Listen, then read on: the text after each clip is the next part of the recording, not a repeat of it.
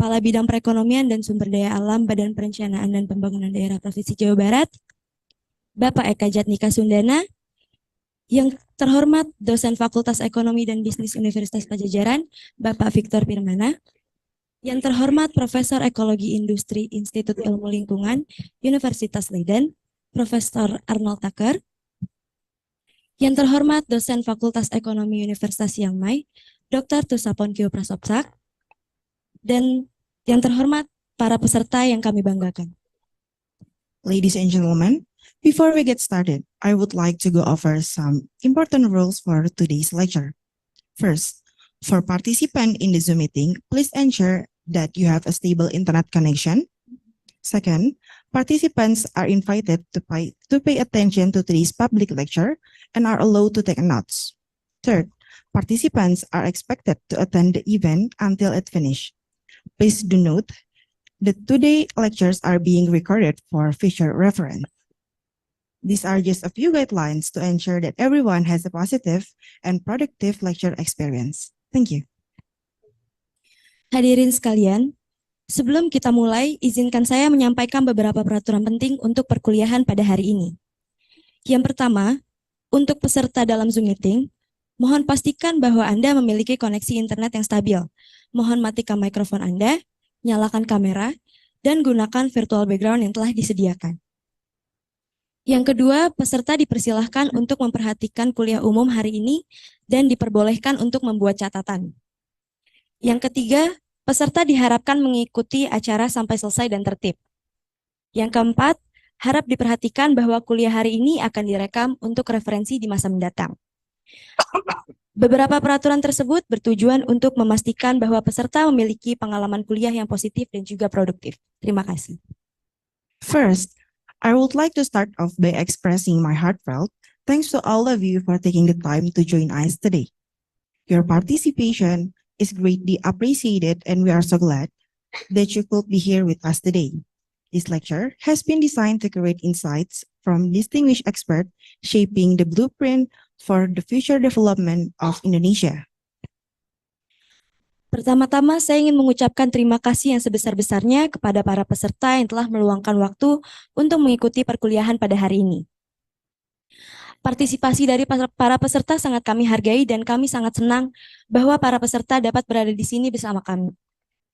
Kuliah ini dirancang untuk mengumpulkan wawasan dari para ahli terkemuka untuk membentuk rencana pembangunan masa depan wilayah Jawa Barat dan Indonesia. West Java Development Planning Agency, Bapeda, and Faculty of Economics and Business Pajajaran University proudly present Public Lecture Experts Insight on Circular Economy and Behavioral Economics Lesson Learned for Indonesia. Badan Perencanaan Pembangunan Daerah Jawa Barat, Bapeda, serta Fakultas Ekonomi dan Bisnis Universitas Pajajaran dengan bangga mempersembahkan Public Lecture Experts Insight on Circular Economy and Behavioral Economics, Lesson Learned for Indonesia. We understand that your time is valuable and we are grateful that you have chosen to spend it with us. We promise to make it worth your time by providing valuable insights and sharing informative knowledge throughout the course of these lectures. Waktu Anda sangat berharga dan kami berterima kasih karena telah memilih untuk meluangkan waktu bersama kami. Kami berjanji untuk membuat waktu Anda yang berharga dengan memberikan wawasan yang berharga, serta berbagi pengetahuan yang informatif selama kuliah ini berlangsung. So once again, a very warm welcome to all of you. We hope that you find these lectures both engaging and informative. So let's get started with our lectures. Sekali lagi, selamat datang kepada para hadirin. Kami harap perkuliahan ini menarik dan informatif untuk para hadirin. Maka dari itu, mari kita mulai perkuliahan pada hari ini. For the first session, there will be a welcoming remarks from Secretary of Regional Development Planning Agency of West Java Province, Mr. Lufiandi. To Mr. Lufiandi, the time is yours. Sesi pertama akan ada kata sambutan dari Sekretaris Badan Perencanaan Pembangunan Daerah Provinsi Jawa Barat, Bapak Lufiandi. Kepada Bapak Lufiandi, waktu dan tempat dipersilahkan. Terima kasih, Bu. Apakah suara saya sudah terdengar jelas? Terdengar, Pak. Bismillahirrahmanirrahim. Assalamualaikum warahmatullahi wabarakatuh. Good morning, ladies and gentlemen. Appreciate to all of you who can coming to this public lecture event and also the event of preparing the input for our development plan, especially long-term development plan and medium development plan. I would like to express appreciation, first of all, to Professor Dr. Haji Nunung Nur Afia, Dean of Faculty of Economic and Business Pajajaran University, and also to Professor Alnor Tucker from Institute of Environmental Science in Leiden University, the Netherlands. Also, Dr. Tosapong from Faculty of Economic, Chiang Mai University, and Pak Eka from West Java Development Planning Agency, and also Pak Victor, and all the participants, the students, and also the uh, people who join this meeting. I'm very glad that today we have a meeting, but very sorry I cannot join together with you in the room because there are some uh, thing that I have to do in Jakarta. So I cannot attend to this meeting today directly in West Java Development Planning Agency office. So first of all, let me give a brief explanation about the West Java province. As you know, the West Java province have a population around 50 million population. This number of population, of course, compared to Netherlands, is more than double population of the Netherlands, and compared to Thailand, is almost uh, yeah reach the number of population Thailand, which is 70 million population. Of course, the number of population have the impact to the environmental aspect, especially to the emission that can produce from this activity. That's the first thing. The second thing related with the economic activity, uh, we all know that in West Java province, the economic growth is high compared to other city and other province in Indonesia, as mentioned in the slide. Please, can you move the slideshow? Yeah, and also we can see that the largest contribution of West Java economy came from the industrial sectors and also the trade sector.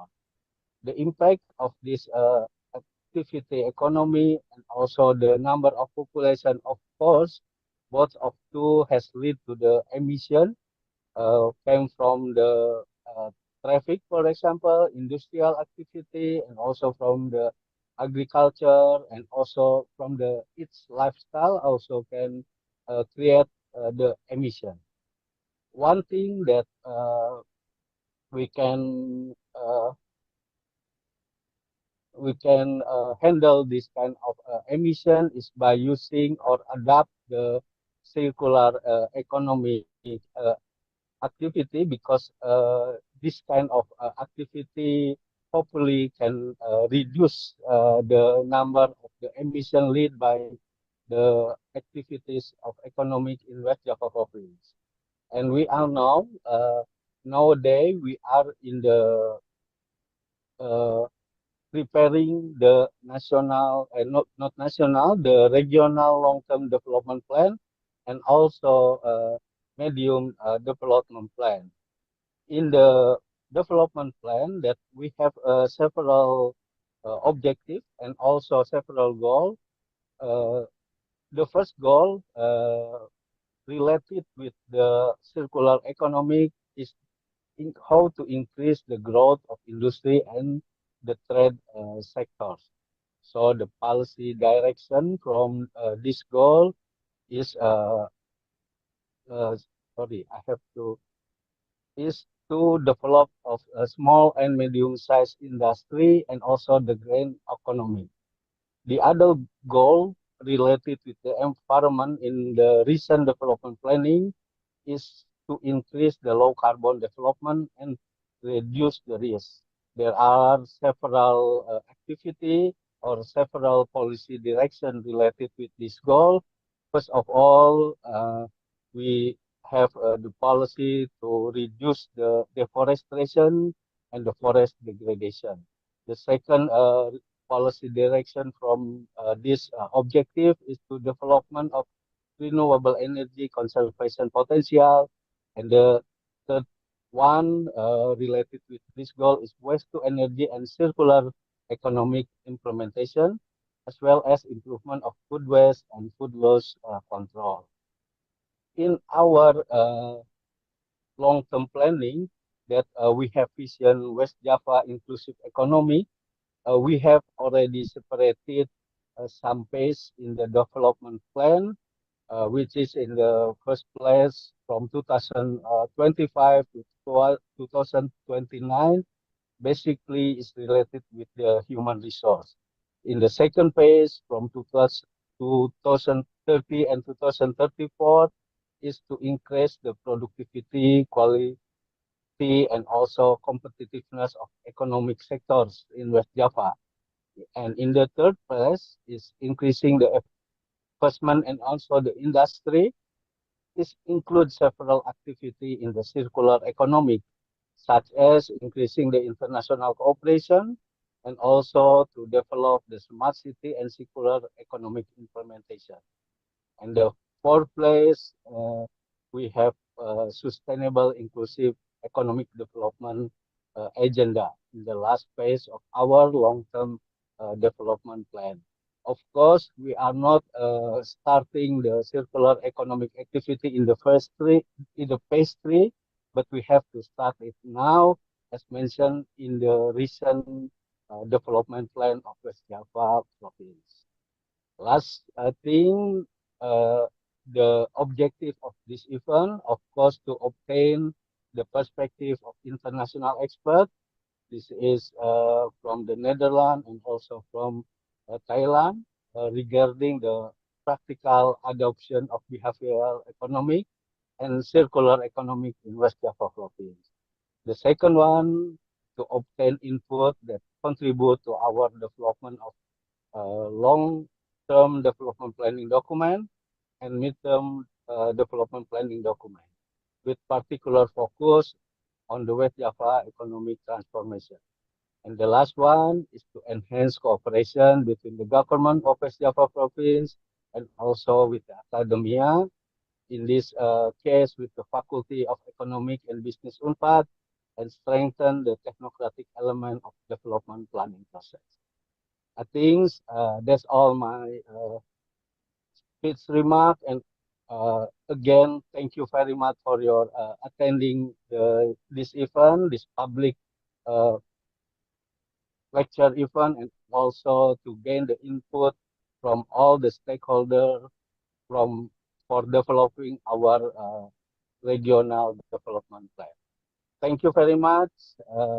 Have a nice lecture and see you in other occasion. Assalamualaikum warahmatullahi wabarakatuh. Thank you, Mr. Lufiandi.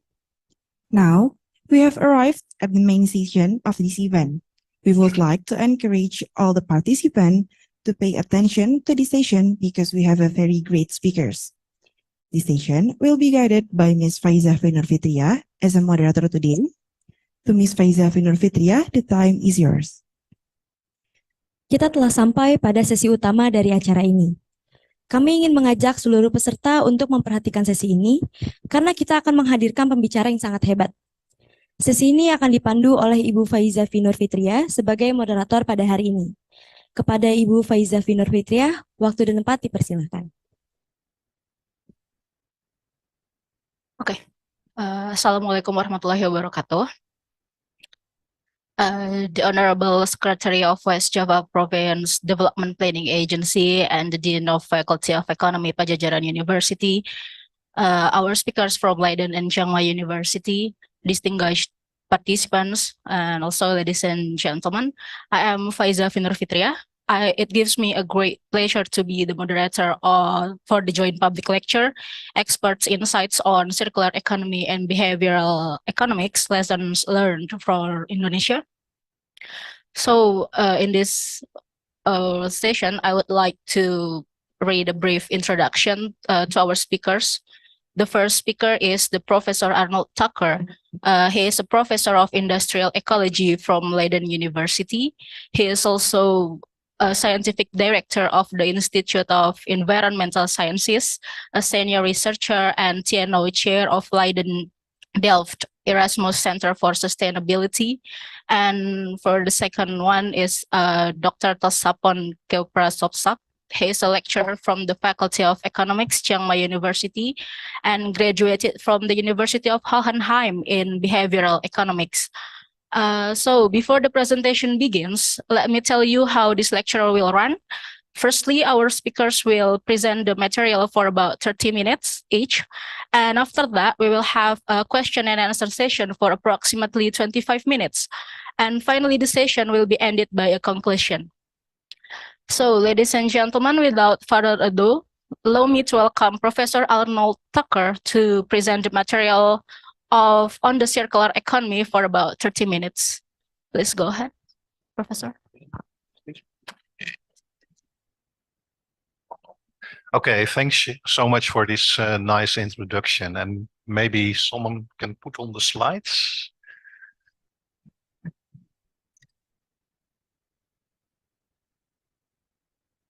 Yes, maybe now full screen.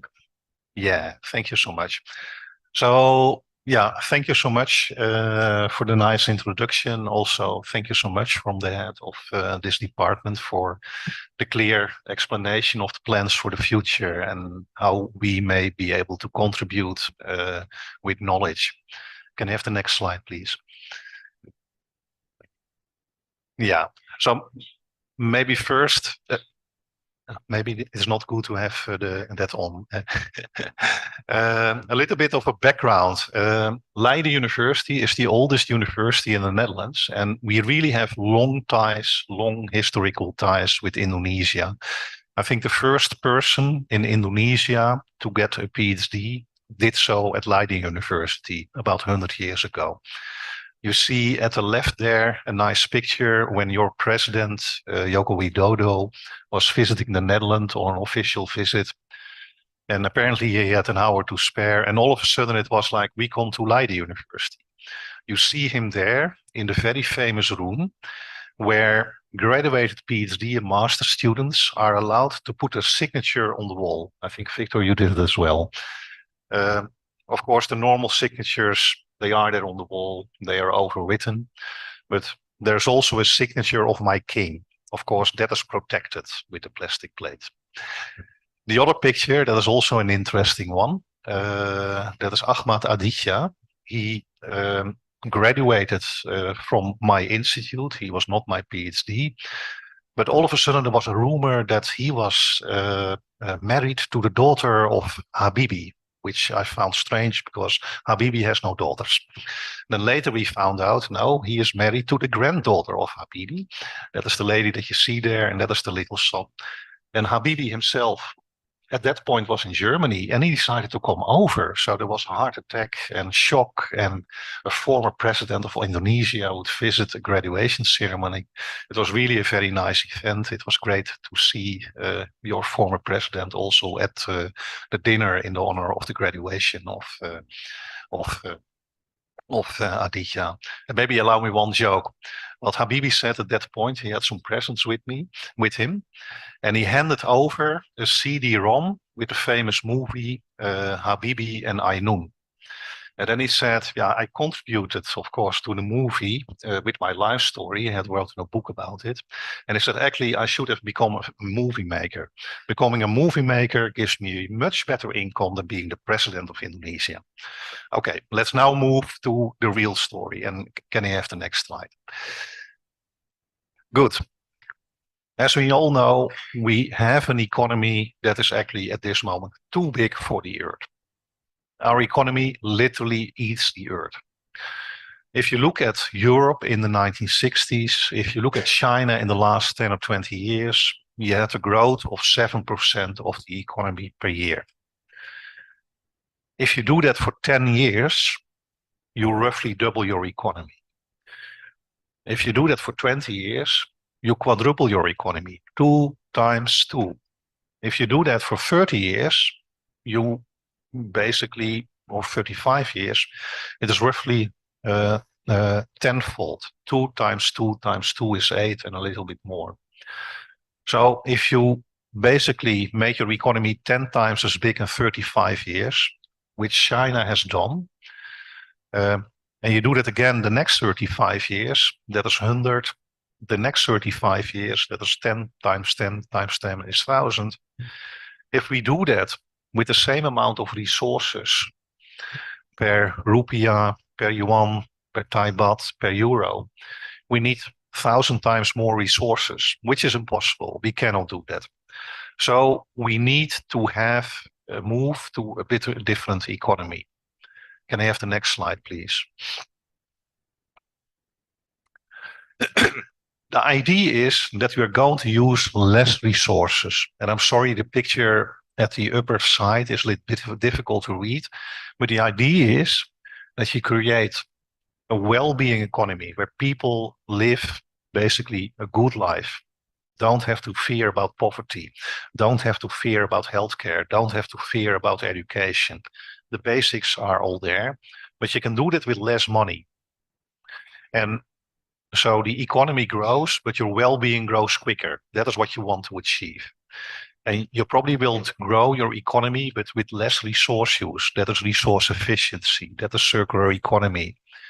And you want to reduce the emissions. We need to go to a low carbon economy. Can you have the next slide? But we have a number of problems. What we see in many countries at the moment, and again, the picture is a bit difficult to see, but in the middle, you have 2 pictures of China. The first picture gives the high-speed train network 15 years ago. I think it was the equal size of the high-speed train network at this moment in Indonesia, 1 or 2 lines, a few hundred kilometers. If you look what they have now, they have tens of thousands kilometers of high-speed rail. If you look how you have to build high-speed railways, a lot of bridges which are from concrete, you need rails that are from steel, you need the overhead wire which are from copper. I need new resources to build a new infrastructure. And that is what you in Indonesia actually have to do as well. Many of your people don't have yet the good housing. The infrastructure for transport in, for instance, Jakarta capital still needs to be improved. You only can do that with mining new resources, and then you can build new stuff. Yeah, that is the current situation. And the third point is we need to move to a so-called low carbon economy. What implies a low carbon economy? That we move from, let's say, fossil fuel-based cars to electric cars. Actually, Victor, who worked with me, has done a study on that. All of a sudden, you need maybe 400 kilograms of batteries in each car. Now we don't use these kind of batteries. We need new resources for that. If you're going to build wind turbines, if you're going to build a lot of PV cells, you need again new resources. So where on the one hand, we want to lower resource use in the world, you see also there are important driving factors that require new resources. Can you have the next slide, please? So this looks pretty complex, but I will give you 2 reasons why we should try to move to what we call a resource efficient and a circular and a human-centered economy. On the picture on the top on the left, the right for you, you see it is difficult to read, but I'm happy if the slides are shared with you people. You see how much euro gross domestic product each European country makes out of 1 kilogram of material use. And you see a huge difference, really a big difference. The difference is a bit biased because if you are a country like Finland that really digs up a lot of natural resources, they have a lot of forestry, they make a lot of money actually with basic industries, then of course, actually you dig up a lot of resources to gain the same amount of money. If you live in Switzerland, most of the GDP is made by banks, that's questionable way of making your money, but they do it. And of course, then you don't need a lot of resource extraction. Sorry, can you go back? I was not yet done with my former slide. Yeah, please leave it here. But still, there is a real difference in countries that use their resources efficiently to create money and countries that don't. Let's say you can win a factor of 4 there. Then we have the lower picture. That is a very important picture in my view. It shows, in this case, the carbon emissions by person versus the Human Development Index. You can make very same pictures for income per person versus the Human Development Index. And you see something quite interesting and maybe even stunning there. Of course, Indonesia is in the green box. At that point, the study was from 2007. You had a Human Development Index of 0.7, I believe. And of course, you had still a low income. You're growing your income, so you probably now are already higher. But the real interesting point is with the OECD countries, which are on the top. They all have a high Human Development Index, 0.9, 0.95. But you also see that in the yellow box, we have the European countries. They realize a high Human Development Index with a relatively modest income, modest CO2 emission. And then you have the Anglo-Saxon countries, Australia and the US. They are in the red box. They have huge emissions, huge resource uses, high GDP, but the Human Development Index doesn't go up. Well, why is that? If you look, for instance, at the US, yes, on average, it's a very rich country, but they have super billionaires and have a large population that is actually not so rich. Their educational system is really expensive. If you can learn very well, if you're very smart and you want to go to a top university, you need to bring 50,000 euros per year or $50,000. That is what it costs to go to Yale. I'm a professor in the Netherlands. I'm well paid. If I would have kids, I could not send my kids to such a university. I need to be a millionaire for that. Healthcare is the same thing. They don't have general healthcare. They have insurances, but you pay really a lot. I pay in the Netherlands something like 1,000, 1,500 euro for a whole year of health insurance. You pay that in the US per month. And again, many people cannot pay that. So you see that 10, 20% of the population doesn't have a health insurance, which is very bad. So you get on strange things. If I would have plotted Cuba on that plot, that also would be very high with a very low income, $5,000 per person per year. And now you may guess, where do people live longer? Yes, in Cuba, because they have a good healthcare system. They send the people to school. Of course, you can quarrel a little bit if the political system is the nicest one. But what you learn from this is that if you have a country with a very good social cohesion, where people take care of each other, where you basically make the very basic provisions that you need to give as a government, you made it accessible for your people. Wow. That is the crucial thing to have actually a good life for many people while still having a low income. So my message to Indonesia is don't follow the Anglo-Saxon pathway. You probably must follow an Indonesian pathway. What strikes me all the time in Indonesia is that people are very close knit together. They have close families, close friendships, that kind of things. Never throw that away. And make sure that your best people always can go to university. Make sure that you have a kind of like a healthcare system that is accessible for everybody. These kind of things, that is very important. And then you can actually have a good quality of life at maybe a quarter of the income of what you otherwise would have. If you combine that, I generate 4 times more income with the same amount of materials. I organize my society 4 times more good for well-being with the same kind of incomes. The well-being per person per kilogram of materials all of a sudden goes up a factor of 16. 1/6, that's a lot. Yeah, it is not eternal growth, but really, this is for me the way to go and to develop your economy. So please, now can the next slide can come. Good. How do we go to a resource efficient and circular economy? Well, the chair also indicated that I lead a center between 3 universities in the province of South Holland.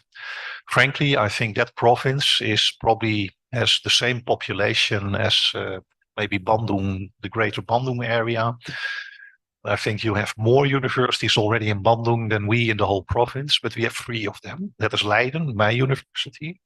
That is Delft, similar to the Institute of Technology of Bandung, the best technological university of the Netherlands, and we have Rotterdam. They do mainly business management and that kind of things. And the interesting thing is that to analyze how to transform your economy, you need the expertise of all these 3 universities. First, you need to analyze the material flows and where you have the main losses. That is actually the institute of which I was a director, CML. Then you need to see how you can improve the system. That is often new technologies and new designs.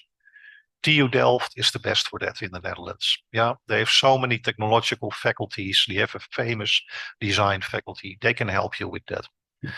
But then, of course, if I develop a new technology or a new design and I cannot make business out of it, nobody will put it in place. So I need the Business School of Rotterdam, world famous again. And then I will also argue that without real good policies, in the end, probably we will get nowhere. So policy and governance is also important, and all the 3 universities have something to contribute to that. Can I have the next slide, please? So now we do the analysis, and I have to ask for forgiveness because if I really try to explain this in detail, I have to explain the PhD of Victor in 1 minute, which is not really possible. But the idea is that you look at your province, at your country, or maybe the global economy, and you divide the economy in a number of sectors, aggregated sectors. Let's say agriculture, maybe you split it up in rice, maybe you split it up in poultry, maybe you split it up in forestry.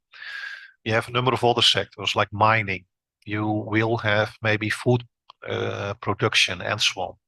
And what you try to do, and you have final consumption. So, you know, yesterday we were in a restaurant and of course you pay for food. And I have a mobile phone here on my desk, so I paid for this mobile phone. That is totally at the end. What you can do with these kind of models is looking like, I have here a computer on my desk. Who made the computer? Okay, the electronics industry. Which materials did the electronics industry need to make the computer? Well, maybe some aluminium. They made chips from somewhere else. So you can actually look back this computer at the end of the day. How much primary resources did we have to mine to make this computer? Or in general, if you have a food basket, like the diet in Indonesia, what are the primary sources that they have to extract from agriculture to make sure that you can have your rice, your chicken, and everything on your plate? That is the idea of input-output models.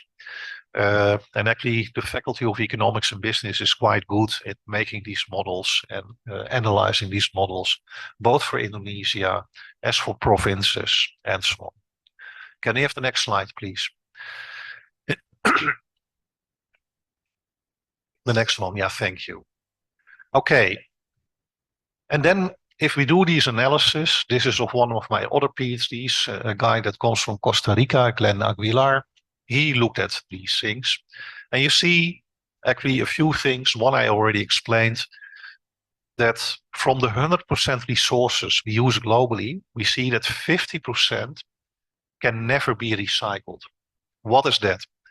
It is the energy materials. It is the gas and the oil and the coal that we extract and still burn to make energy. We simply transform fossil fuels into CO2. You cannot make it circular. How should we solve that problem? Moving to renewable energy. Change that to wind power, solar power, batteries, and so on. Then you really get rid of the fossil fuels. And then we have food. Most of the materials, the biotic materials that we produce, end up as food on your plate.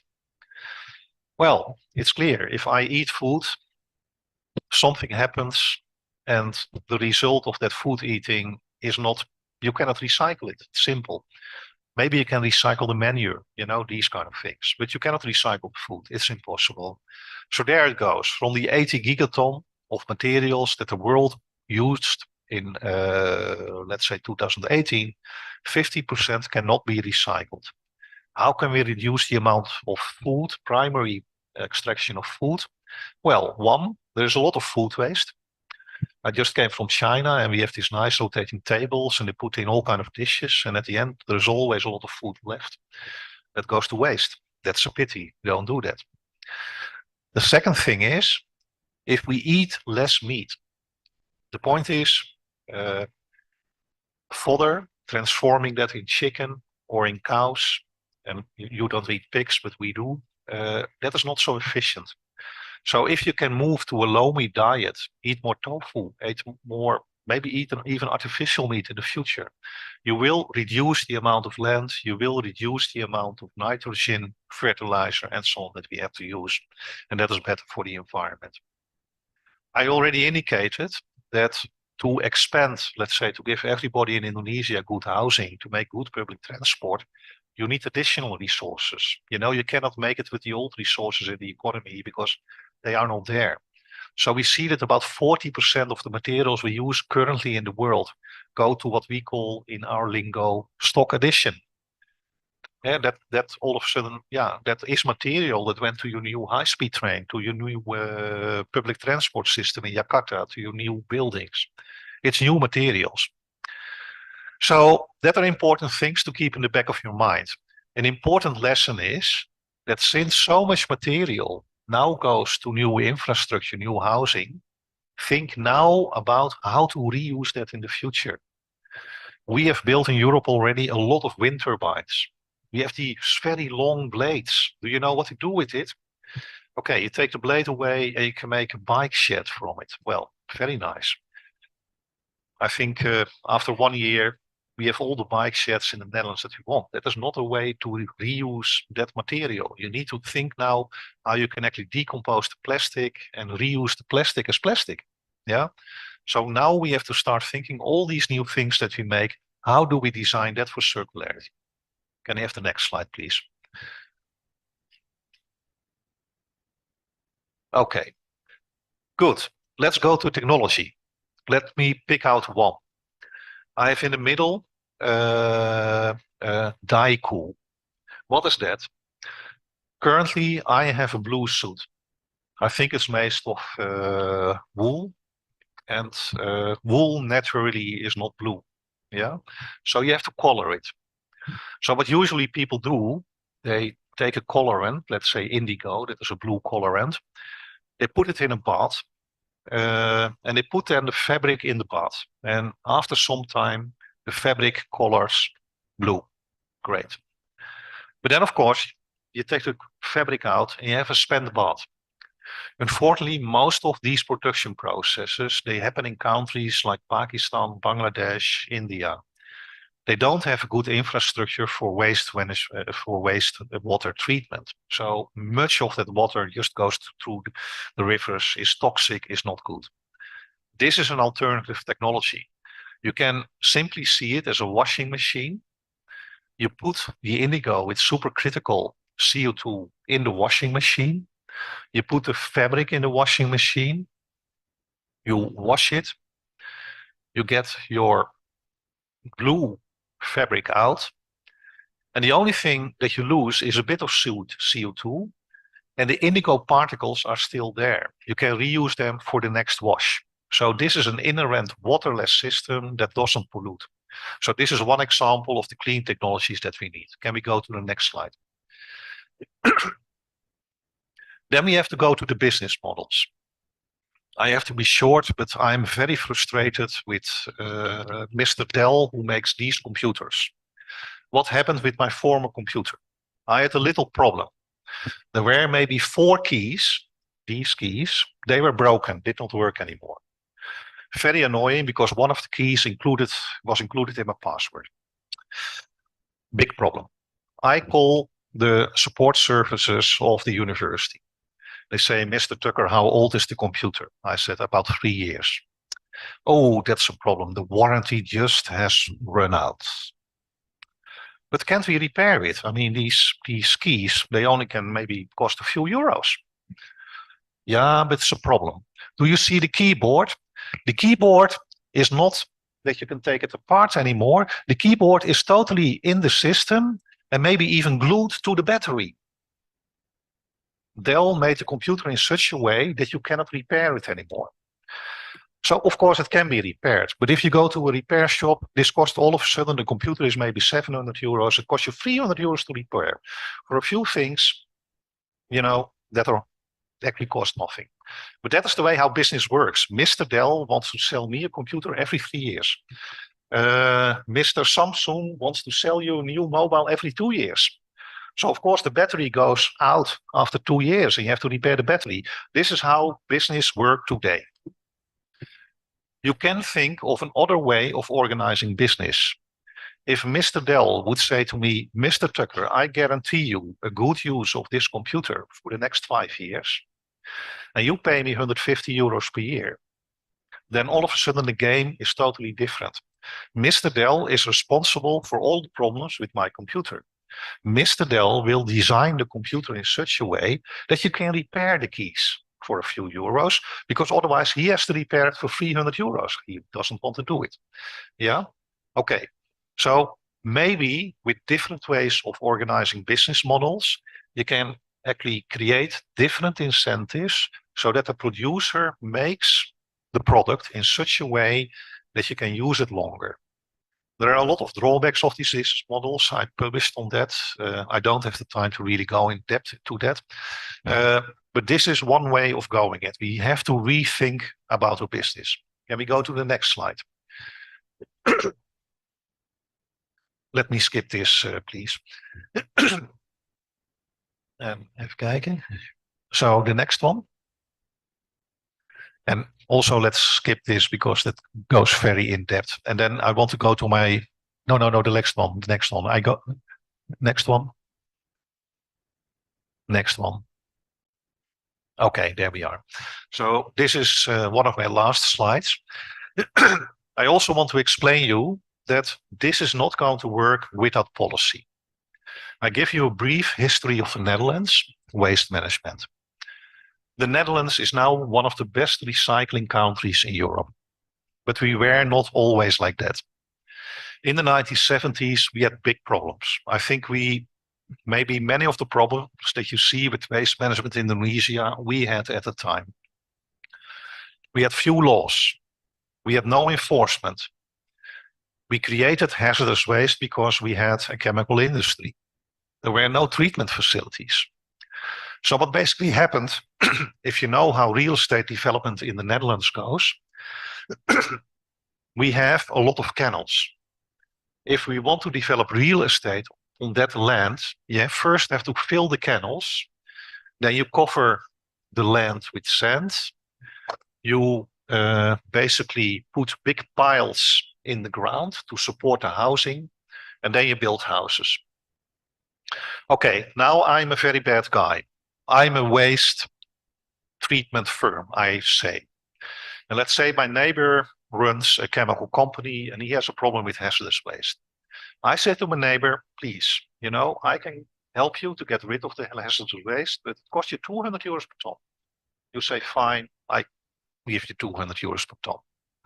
Then Victor is the real estate developer. He has a piece of land with all these kennels. I go to Victor, I said, you have to fill these kennels. I can do that for you, 20 euros per ton. And Victor is happy and does it as well.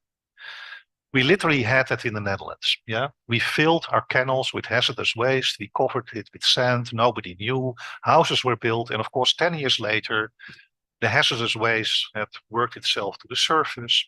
People started to smell very dirty stuff. It appeared to be toxic stuff, carcinogenic stuff. Big scandal. We had to actually keep the people out of the houses, remove all the ground. I can show you pictures of the houses like this and the piles like this and nothing in between. That was trauma, drama. So then there was a huge outcry of the population. Do something about this. Government. I was actually then working at the ministry, and it was a beautiful time because we could say to all the companies, well, you know, we have targets for reuse, we have targets for reduction, and the parliament even said that we have to double the targets. So if then companies came to us, we had to say, yeah, we cannot discuss the targets anymore. We have to do it. We only can discuss with you how to solve it. And what happened then is that we had a liberal minister who normally is in favor of market working. He said, well, I have to give a soft loan to the company who dares to build a waste incinerator, because nobody knew how much waste there would be, if the investment would be never pay off or not. So there was pure market intervention by a liberal minister. We had strategic waste programs. We wanted to reuse cars. We set up a company for that. We basically said, yeah, and the company said, I don't think that out of the revenues of the old materials, I can pay the dismantling of the cars. So then we said, everybody who buys a car pays upfront 200 euros extra that goes to the company to do the dismantling. Again, a hard market intervention. And then we saw after 5 years that the company became so efficient, we didn't need 200 euros anymore. But I gave these examples that without hard market intervention, also things like landfill bans and high prices for incineration, we never would have been the good recycling country that we are now. And now we must make the step from recycling to circularity. And please, can you go to the last slide? Yeah, so what are basically the key points? What I say, the amount of materials that we still need new in building and infrastructure is really very important. Yeah. And that is where we have to create a circular economy in, let's say, 20, 30, 40 years from now. So we have to design all these things, all the energy infrastructure now for a circular economy. You also see that entrepreneurs, businesses really can do great things if they focus on it. I've seen so many examples where entrepreneurs realized circular product development and made a good business out of it, and they're very profitable. But I also say policy cannot sit idle. You have to look in 4 areas: systems, technology, value chain, and governance. And you have to develop smart policies that support bottom-up initiatives of the population, of business, but also set the rules of the game in such a way that you create the society that you want. This is the end of my talk. Maybe you can show the last slide where I have a thank you. Next slide, please. Yeah, so this is again your president. Of course, the word of mouth went very quickly. All the Indonesian students went to the central building and greeted your president in 2016. So thanks so much for your attention, and I think you take over and then we will have a nice discussion. Thank you. Yeah. Thank you so much, Professor Arnold Tucker, for giving such an informative and comprehensive presentation for the first part. And now we are going to listen to the second speaker presenting the material of the behavioral economics lesson learned for Indonesia, to Mr. Tosapon Kilprasopsak. Please go ahead.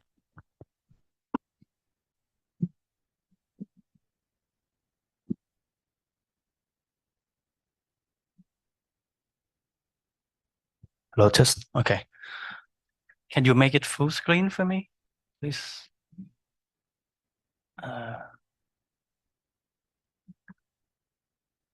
Okay. Okay, I will use. Okay. Good morning, everyone, and thank you so much for having me in this seminar. Okay. For my part, I think is continue to Professor Arnott. Yeah, because we're gonna talk about behavioral economics lesson learned for Indonesia. So you learn about the big picture, right? About circular economy. Now we're gonna go to the detail, how to make policy, right, in the real situation. Okay, can you go to the next slide? Okay, this is my content. The first part, I'm gonna introduce you about behavioral economics. What is it, right? And then I'm gonna talk about the insight, the detail of behavioral economics, how we can use it, and then look at the implement on the policy maker, how we can use it for policy, and then talk about the context in Indonesia. Okay, start with the first one. Go to the next slide. Okay, the next one. Okay, so before we talk about behavioral economics, I have one question to ask you. How many decisions do we have to make every day? How much? 100? 100? More than 100. Okay. So go to the next slide. Actually, I want that trigger, but it's okay. Here, this is the fact. Per day, 35,000. Okay. It means you have to make a decision one time in 2 seconds. Every 2 seconds. When I'm talking, you have to make a decision. Can I believe him? Yeah. So does that happen? Okay. So it means we have to make a decision every day for 35,000. And what about 1 year? So you do the math. Okay. I don't want to destroy your brain right now. Okay, go to the next slide. You can see every year, 13 million times you have to make a decision. And right now I have a question to ask you again. You make a decision for 30 million times every year. Now you are very expert on decision making, right? A what? No, no shit, right? Okay. So go to the next slide, please. Okay. Okay. So we go back to the focus of our working today. So when we make a decision, right, in economics, so we assume that people are rational. So we are Homo economus. So it's the Latin name. So forget about it. Okay. But we assume that people are rational. When we purchase something, when we buy something, when we produce something, we always do the best choice we have. Okay. So we are aware of the choice we have, even 1,000 in the theory. Okay. In real life, maybe it's different. Okay. And then we know ourselves which choice we like, which one we don't like. And then we rank it. And then the final step, we pick the best one. That is the human behavior, our decision making in the theory. But in the real life, it's different. Okay, please go to the next slide. Here. This is Daniel Kahneman. He got a Nobel Prize in 2002. He is a psychologist, not economist, but he got the Nobel Prize in economics fields. So what happened? In his publication, it showed that people are not always rational. Sometimes we're rational, sometimes we pick the best choice we have, but many times not. Okay? And then, so if we are not in the same picture in economics perspective, so what we can do next? Okay? So go to the next opinion. Go to the next slide. This is also a Nobel Prize. Richard Steller. He got the Nobel Prize in 2017. Okay. I think it's very important. You can see that in economics textbook, we think humans are very, very smart. Like Albert Einstein, we have very good memory, like a big blue computer in IBM. But I think now we have more than that. Right? Yeah, better than that. And so we have a very strong willpower, like Mahatma Gandhi. If I decide to do that, no one can change my mind because this is the consistency, another assumption of economics, right? But in the real situation, go to the next slide. In the real world, we are not. We're just a normal people, right? Sometimes we make mistake, and sometimes again and again. So many times. So We have a problem. You remember when I asked you 35 times, 35,000 times you have to make a decision per day, right? And I asked you per years. Yes, it's really hard to think, right? So that's just a problem. We cannot calculate like a calculator, right? Sometimes we forget the important day for our response. That is very it's dangerous question. If your spouse asks you, you know, which day is this? That's the problem. You cannot remember. That's the problem. That's a huge problem. So we don't have a good memory, especially if we have many things to do every day, right? And okay, go to the next slide. Okay, so this is the idea that give a birth of behavioral economics. So we do the same thing, we study the same thing in traditional economics, but we study without the assumption of rational. People are not rational. So if they are not rational, what they're gonna do? In this part, we put the psychology knowledge in economics, but I think it's not just only psychology, but it's also other social science, sociology and anthropology too. So to understand the real world behavior, real world decision making of people. Okay, please go to the next slide. Okay, the next one. So we're gonna talk about insight. So you remember that? So we have to make a decision 13 times, 13 million times per year. Okay, so right now we're gonna test, okay, to see our brain system thinking. Okay, that's thinking. Go to the next slide. If I ask you about 2 multiplied by 2, you get the answer, right? The answer is 4. 3 multiplied by 3. Okay, no one says 6. Okay, that's good. Okay, so it's easy, right? The answer comes to your brain very, very fast without any thinking or any effort, right? But the next question, go to the next slide. Okay, 15 multiplied by 24. No calculator, no. Come on, please. You can see that. So we have different way of thinking. This is another system. Okay, please go to the next slide. Okay, so this is the example. The first question we call system 1 or automatic system. You don't have to think about that. Yeah, okay, it's processed automatically, very quick. You have no effort or maybe a little. Okay, you don't have to focus about that. You get the answer is 4. But the next one, 17 multiplied by 24 is the system 2, reflective system. You have to focus, okay? And you have to make them think. Even right now, who got the answer? So you say that you have to, you can see that you have to focus. If you don't focus, no, I don't want to work. Okay, go to the next slide. So you can see here, which is the correct answer? 308 or 508? 308, 508. Okay, go to the next slide. The correct one is 408. So you can see that. That is a really lazy system, the system 2, reflective system. You have to focus. If you don't focus, you use the automatic, you are my victim. Okay. Go to the next slide.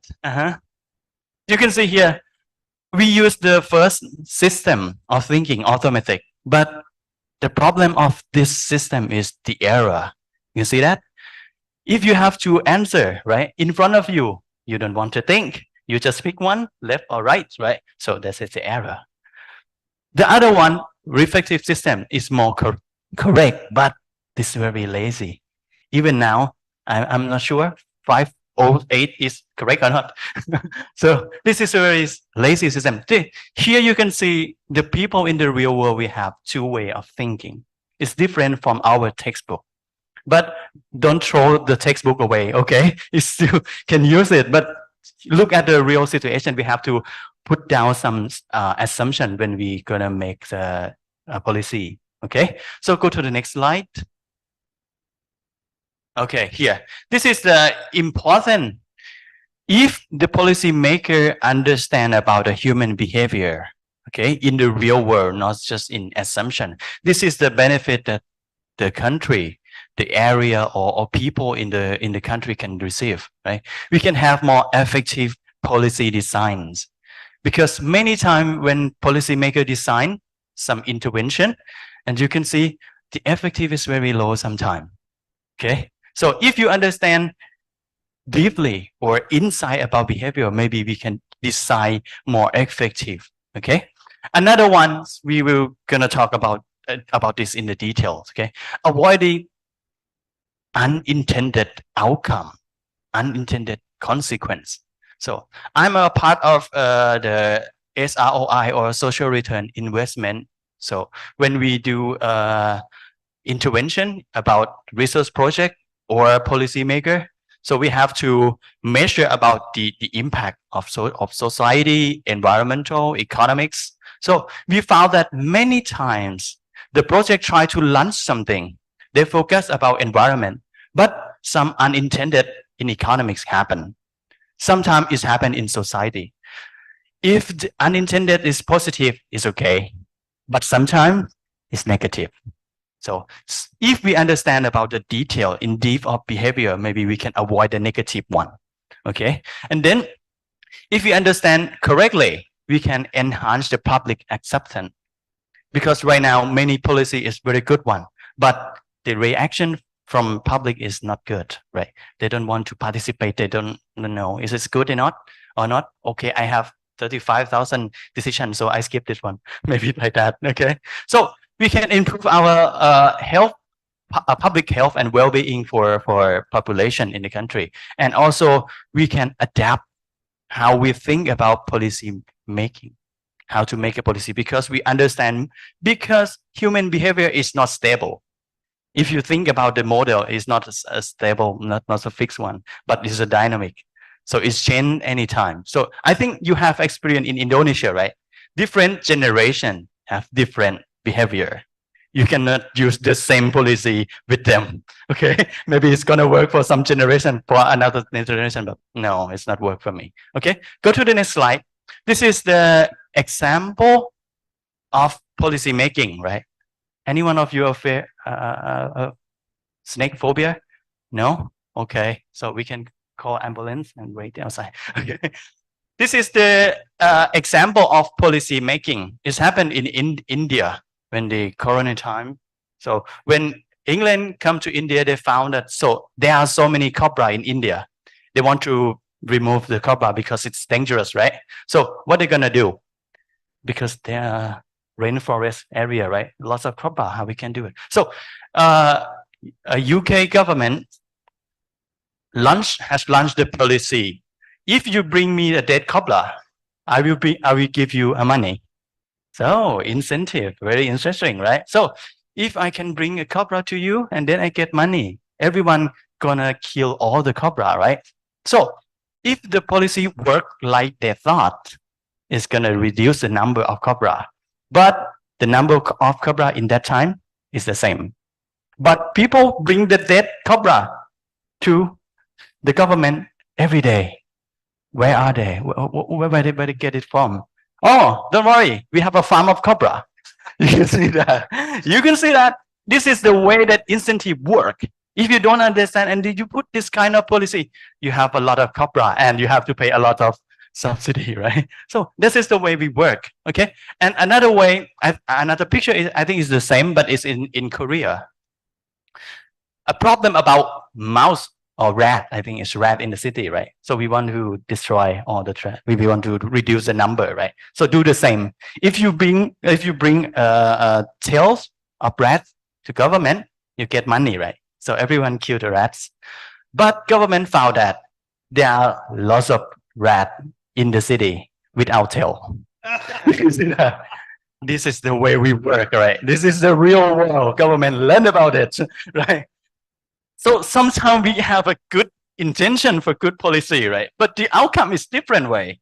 So cannot solve the problem and just spend a lot of money. So it's the same happen in Africa too. They want to ban a one single-use plastic bag. So they put a high penalty. You have to go to the jail and very high fine you have to pay if you found that in your homes. So this is the ban in South Africa, but it doesn't work.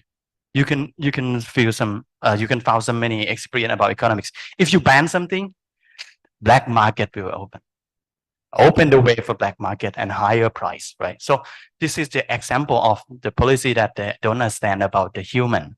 Okay, please go to the next slide. Okay, this is the example in Yogya. This is the photo that I took in Yogya. You can see that. So the landlord, the owner, right? They want to keep the area clean, right? So what they're gonna do? Just put the sign, right? And the meaning is don't dispose, right? No litter here, right? And you can see below lots of litter, right? And plastic bag, single-use one. You cannot do that in South Africa. Okay, you see that sometimes it doesn't work. Okay, go to the next slide. Okay, this is another example, but this is very interesting things. It's happened in Israel. Okay, this is the paper of Yuri Genesi. He do the work about kindergarten, you know, kindergarten, right? So was for the small kids in the school for small kids. So the problem in Israel is parents come to the kindergarten in the evening, okay, and pick up their kids, right? But they come late. What we're gonna do to change that behavior, right? So do the same. So we give a fine them, okay? Give a fine. If you have a fine, maybe you have incentive, right? Don't do that. Just go to the next slide. So you can see here in the graph, the white line that looks stable, right? You can see that this is a control group. So no fine, right? Parents come to pick up their children late about 10, right, per weeks. But you can see the black one. In the red area that kindergarten or children nurseries, they find parents who come and pick their parent late. And you can see that the number is higher. Why? Why not reduce? It's increased because the parents think, okay, I pay, so I can be late. Okay, that's what happened. So, okay, so if you do in that way, so we cancel it. We cancel the fine. You can see in the week 16 to 20. You can see that. So no fine anymore. Can you pick up at the same level? The parents say no, because now it's free. You can see that. In that time, I have to pay for pickup late, right? But right now it's free. So enjoy my free thing. So this happened. So this why the name of this picture, a fine is a price. If you use it and it's work, it's okay. But if it's not work, that's the price you have to pay. Okay. So go to the next slide. Okay. This is what we have to understand about our decision making, right? So it's not like the textbook in economics textbook, because we are not rational all the time. But when we make a decision, we have biases. So there are actually, this is the example, not all of them. Okay. So if we look at the individual, we look at the people. There are many bias, like loss aversion. Explain that if you get 100,000 rupiah, if you receive that, is the gain, right? You happy? 100,000 maybe is not enough, right? 1 million. It's better. Okay, I know the number. Okay, so 1 million is okay, right? But if you lose 1 million rupiah, your feeling is the same. If you just received 1 million and you lost 1 million, you think your feeling is the same? Lost 1 million is hurt more than received 1 million, right? This is a different one. When we lost some money or when we lost something, we feel there's more impact to our mind more than gain. Okay. In the research, if you want to balance your emotion, you lost 1 million, right? How much you gonna get to balance the emotion? Whoa, sorry. Everything is too much. The average is around 2.5 million. Okay, if you receive 2.5 and you lost 1, it's okay. You can see that loss is more than gain, so we call loss aversion. Okay, and the other bias we call present bias. I think it's related with the circular economy and about the sustainable behavior, because the present bias explain that we focus about the income is often very near future. Okay, so it's happened today or tomorrow. Okay, I focus about that income. But if it's happened in the 10 years, We talk about environment, good environment, right? No pollution. So it's happened in the future. Maybe I'm not sure. Okay. But if I pay for the extra premium CO2 right now, I lose my money now from my pocket. Okay. But good for the environment, maybe in the future. So present bias is the barrier for us. So we just focus about what happened now in the present. Okay. Another one is status quo bias. If we do something every day, so it's my routine, right? So I do it every day, it's my habit, right? That is very hard to change. If people throw the litter away all the times when they walk in the street, right? How to change this? For psychologists, it's harder than bring him to the Himalaya. Okay, change your everyday life is harder because even you can change one day, tomorrow, maybe he's come back. If tomorrow don't come back, next week, maybe. This is what happens, status quo bias, okay? And another one is very important for me too. And when I taught behavioral economics in my university, the confirmation bias is explained that if you have belief, you believe something, maybe it's true or not, right? If you believe something, so if you believe I'm a good guy, okay, look at the right side. I'm a good guy. And then now you can see the information or fact, right? And it's related to your belief. So he's a good guy. He's good talking, right? And very enjoying and very generous. So you believe that. But the information or the fact that not related to your belief, okay? So I'm a bad guy. I'm a corruption guy. You ignore about that. So we call confirmation bias. We just receive the information that related to our belief. And if it's conflict, no, ignore. So this is confirmation bias, okay? Another one is sunk cost fallacy. And in economics, we don't care about sunk costs. The sunk cost is mean the payment or investment that you invest and you cannot get it return if you change your mind, okay? Like you buy a ticket and no refund, right? If you have to make a decision again, you're gonna go or not. This cost should not in your equation, right? But for people, no. Sometimes I invest a lot, right? If I quit, I have to lose all of them, but you cannot refund that, right? But still keep doing that. You can look at the cartoon there, okay? Stay with the same project, stay with the same decision making, right? Invest more. But even the new solution is better, you still do the same thing. So sunk cost fallacy. Okay. Another one is anchoring bias. Okay, I want to skip and because I don't want to use lots of time. You can ask me in the Q&A. Okay, go to the next one. Not just only individual of people, but policy maker also have bias too. You see that?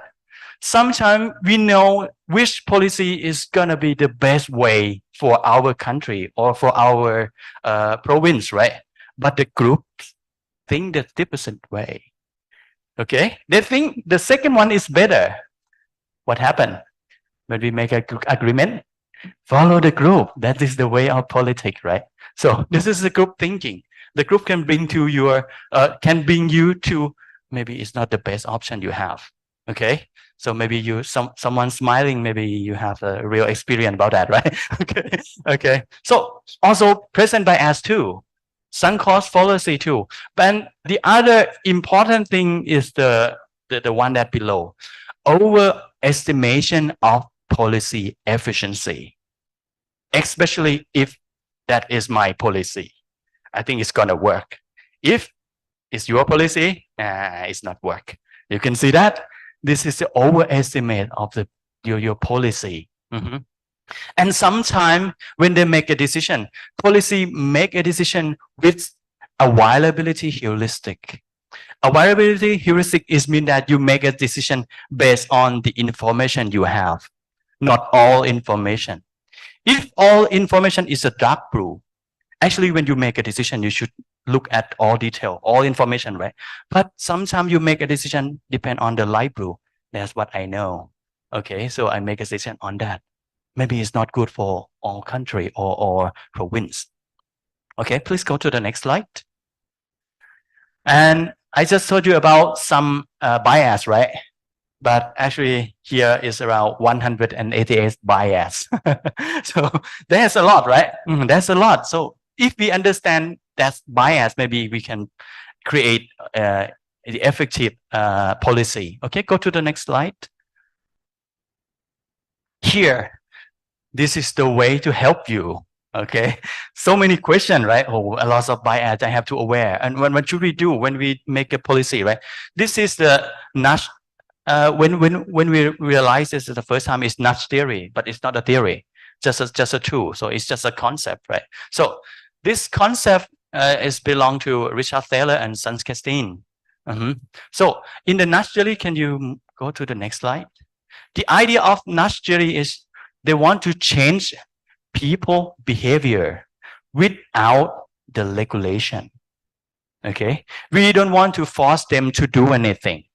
No punishment, no high reward. Okay, we just rearrange the option they have. Okay, just change the option. So sometimes policy maker in the nudge theory or nudge concept we call choice architectures. So you have to be architecture for choice that people have. Okay, so this is the concept in nudge theory, but we can go to detail, but it takes time. Okay, we're gonna skip it. Look at the example. Okay, please go to the next slide. Okay, here, this is a nudge theory in UK. Okay, we want to reduce plastic bag, right? If you ban it, it's not a nudge because that is the regulation, right? So what they do in 2015. If you want a plastic bag from shopping mall, you have to pay 5 cents. It's not so much. I think it's if compared to Indonesia, maybe you have to pay for 5,000 for one plastic bag or something, or maybe less, 1,000, something like that. But you know, loss aversion. So even a small money, I don't want to pay. Why I have to pay? So you can see a lot of consumer in United Kingdom carry a lot. Right. I think it's the same in Germany. They do the same. So I am one, of course, a customer in Germany too. So I carry too. I don't want to spend 1 penny for that. Okay, go to the next slide. Okay, here. This is the more impact policy, right? About organ donation. And you can see here in the chart here we have Netherlands too. Okay. This is the chart that show you about the organ donation. You can see between the light blue and the purple on the right, right? What is the difference between these two kind of country? European? No, Netherlands in Europe, right? So you can see here Hungary, Poland, France. No. Development or not? No. What is the difference? So go to the next slide. You can see here in the low donation country, when you try to get the license, right? So in the document we'll ask you if you would like to donate your organs when you get the accident or something on the road, right? You check it. Okay, and what people do nothing, right? So not check is mean no donate. Okay, this is the number. And the other country, please go to the next slide. Do the same. Have a question, but they ask if you would not like to donate, please check.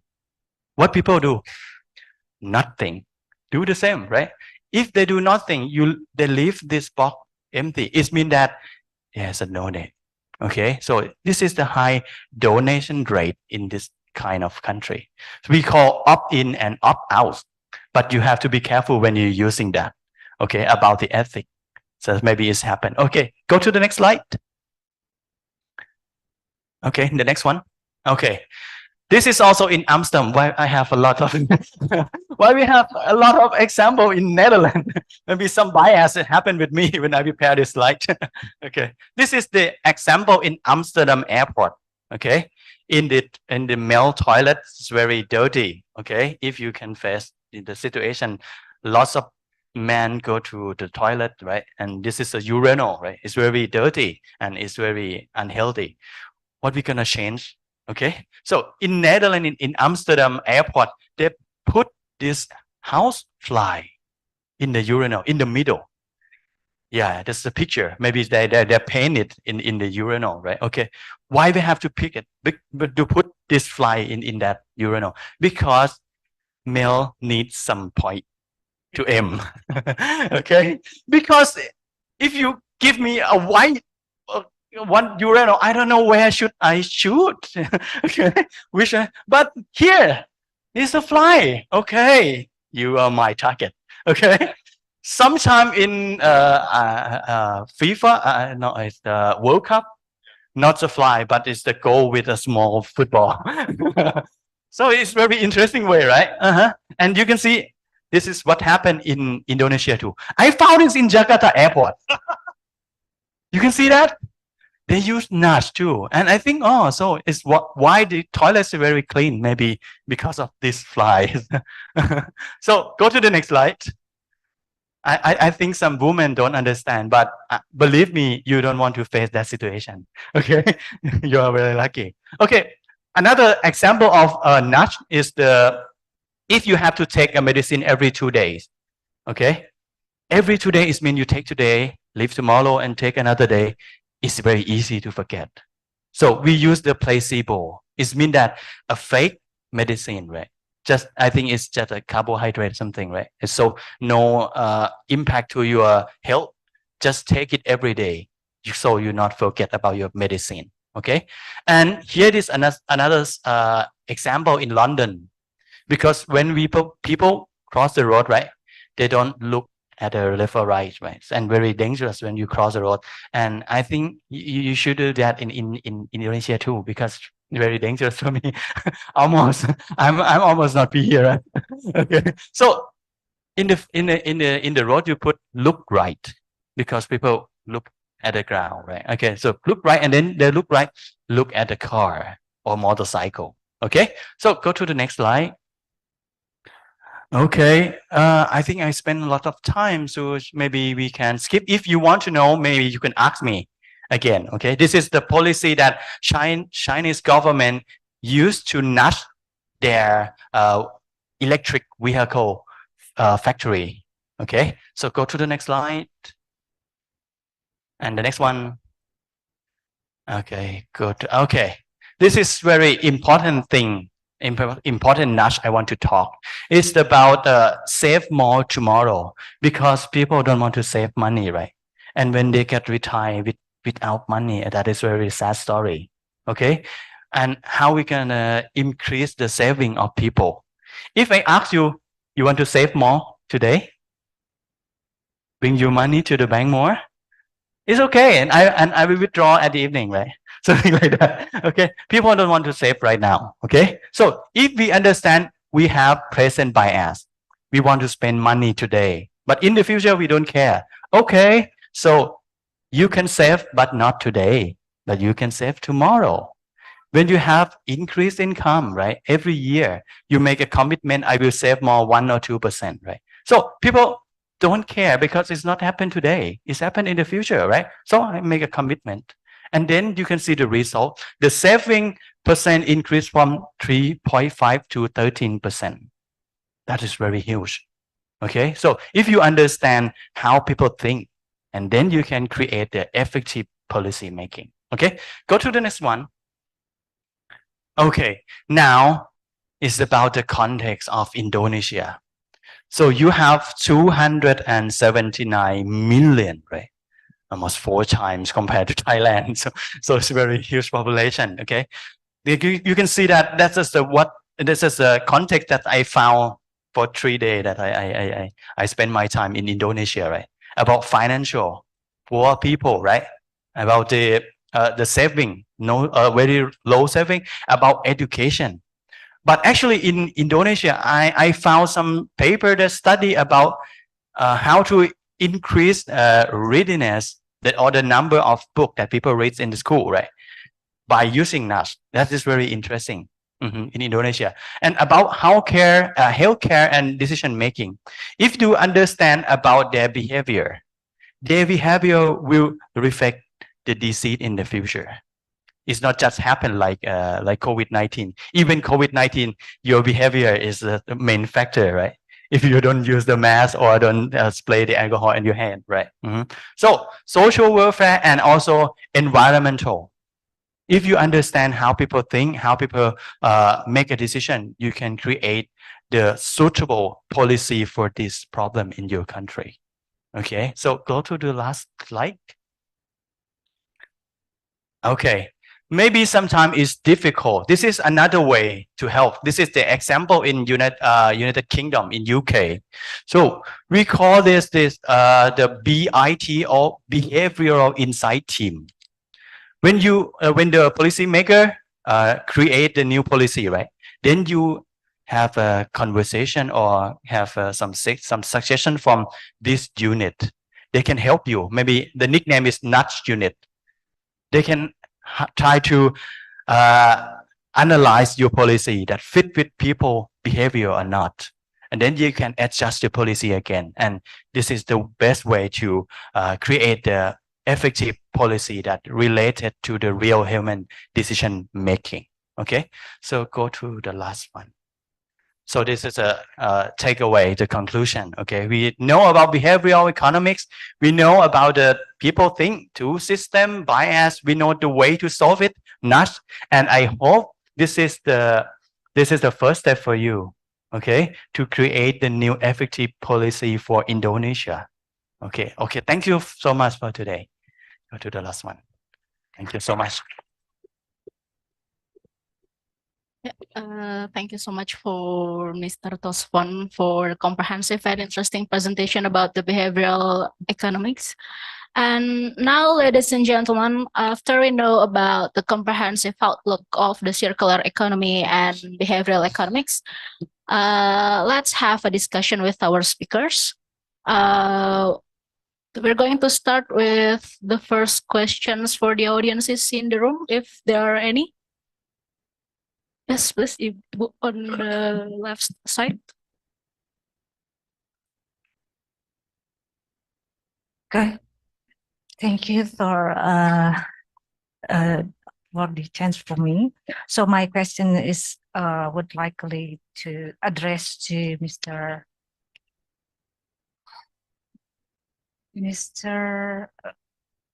I'm sorry, I forgot the name. No, from the industrial ecology, Leiden Universities. Professor. Yeah, Professor Tucker. So I would like to know more about what kind of from your slide, is there any slide that what is it? Elaborate. Would you like to elaborate more about carbon footprint and versus HDI? They are, yeah. I don't think I can capture that enough. So I would like to ask you to more explain about that. And for the second one, so I would like to ask about for behavioral insight team in UK. Maybe you can explain more what kind of intervention and what pace that the UK government would like to do to elaborate and to interfere that their policy with behavioral behavioral insight team. Yeah, just like that. Okay, thank you very much. Just two questions. Thank you, Ibu. My name is Dini. I'm from Bapelitbang, Bandung City. Yes, thank you, Ibu Dini, for the questions. Is there any more questions? Yes. Yes, please, from Pak. Bismillahirrahmanirrahim. Assalamualaikum warahmatullahi wabarakatuh. My name is Raga and I am from Local Development Planning and Research Agency of Sukabumi Regency. Thank you for the speech. It's really good materials for both of the speakers. So there is two questions. related circular economy and behavioral economy. The first one is related to the circular economy, which give me a new understanding about the economy. Previously, I thought that it is the same about between circular and recycle, but it's more broad. Circular is more broad. My question is that since Indonesia yet be developed country, we are still developing. What should we do to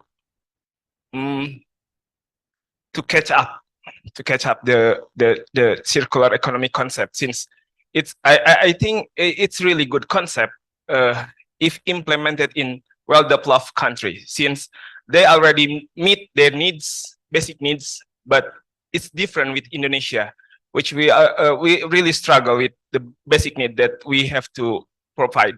As you underlined before, developing countries need more infrastructure. I think it's not just infrastructure, but also technology and others. So what should we do to catch up with the others in implemented the circular economy? And the second one is behavior economy. It's really interesting concept about the nudge, since it could optimize the decision making process for the people. But my question is that since people always do based on their previous knowledge and also their experience, is it does it need the in-depth data about the decision process tree for the people to implement the nudge system? Since maybe in my thought that our problem is that we Indonesia don't have a big data which provide the sufficient data to create the three policy making process. Thank you. That is my question. Assalamualaikum warahmatullahi wabarakatuh.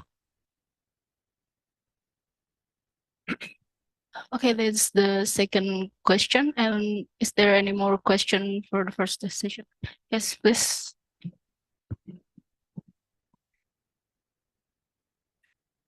Okay. Good morning, everyone. My name is Fadila. I'm from West Java Youth Planning Forum, and very honored to be here. And I'm very thankful to the all speaker, and I got a lot of insight. So firstly, I want to a little bit say the story. So I'm a youth that has experience in go to rural area, and I saw that in general, Indonesia has more than 55,000 villages or rural parts. And West Java itself has more than 5,000 rural area. And the potency of rural area is agro-complex, and it means a potency of biomass. So in other hand, biomass can be a challenge.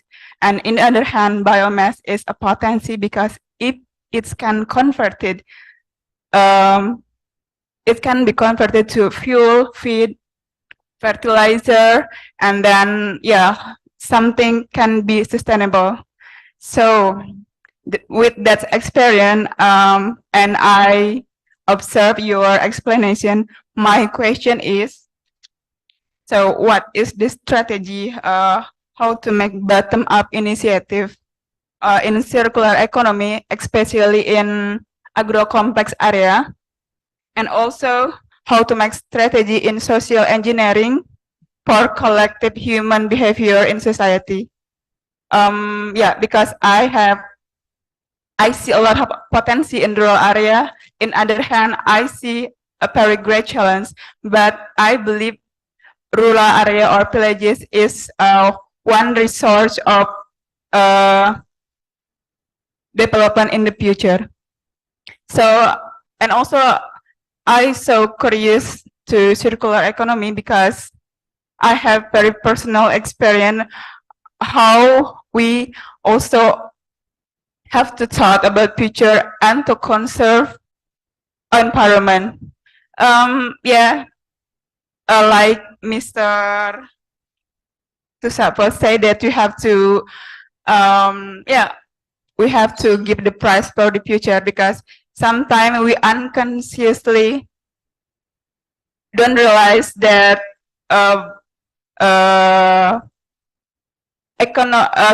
ecological services is very important, so that we have to conserve from right now because it's, I thought, is a critical time to serve our future is now.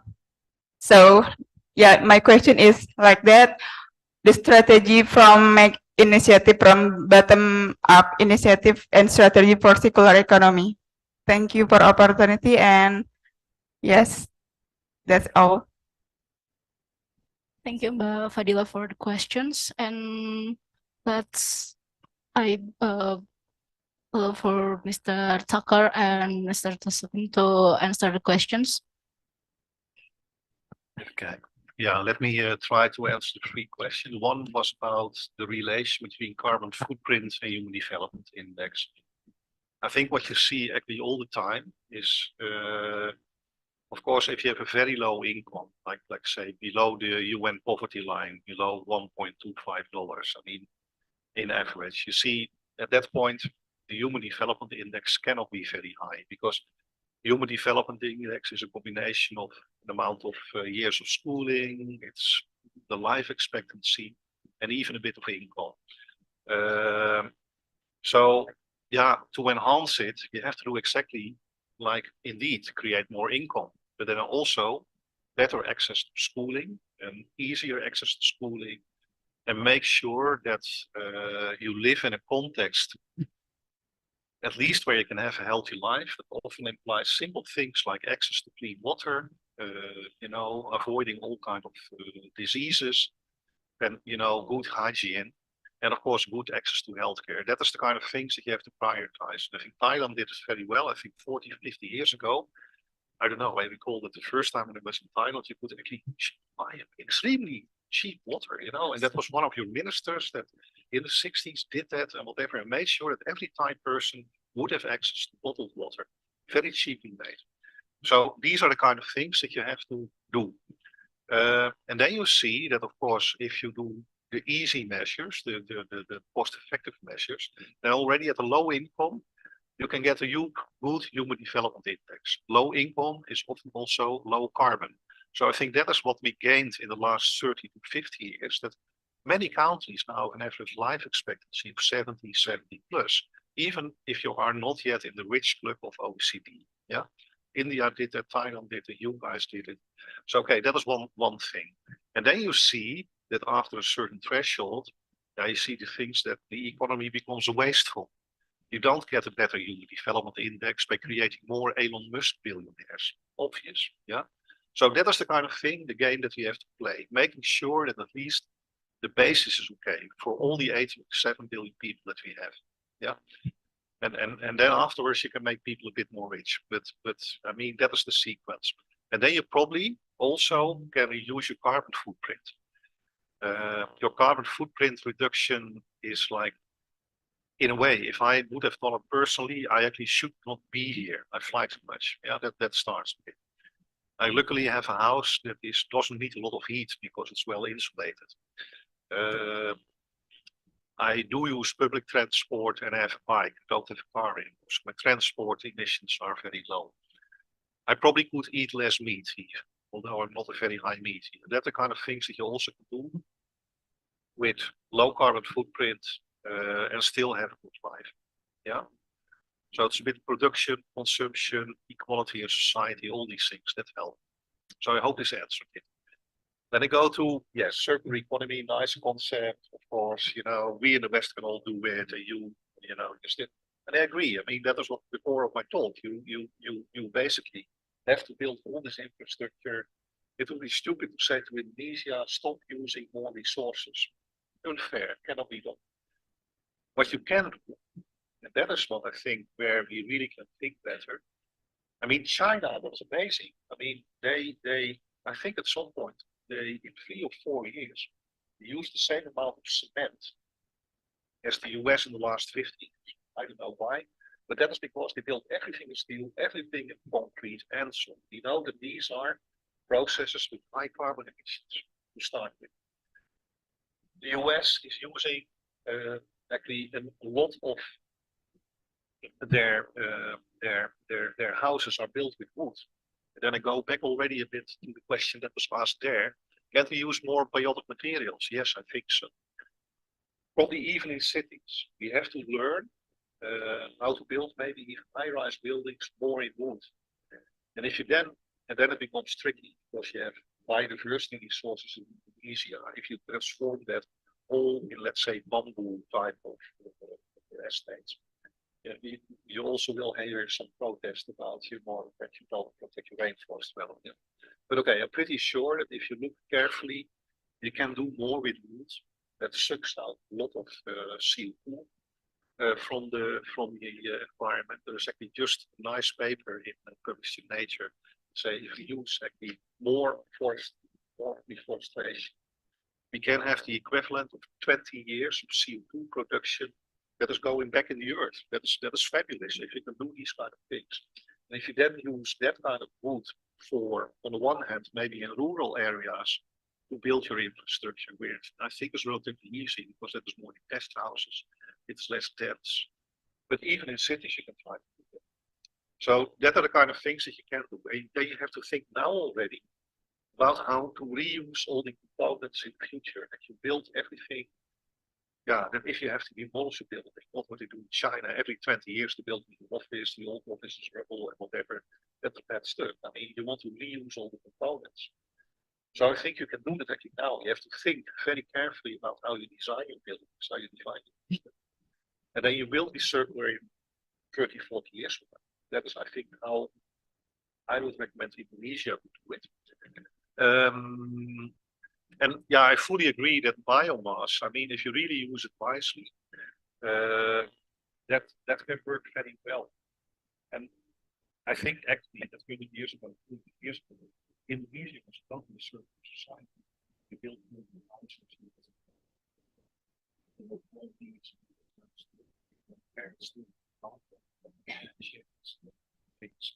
So you have to use history where you used the natural materials to make everything you need. And I'm pretty sure that if you think now, maybe that is something easy to really think about. Now, get you with scientists, think with your tradition people, like how can you bring that to the next level with new technology, with intelligence? And then maybe you can do totally different kind of way infrastructure or activities where you use the natural resources in a very recyclable and useful way. I think I'm pretty sure if you don't study that will be possible. But let me stop here.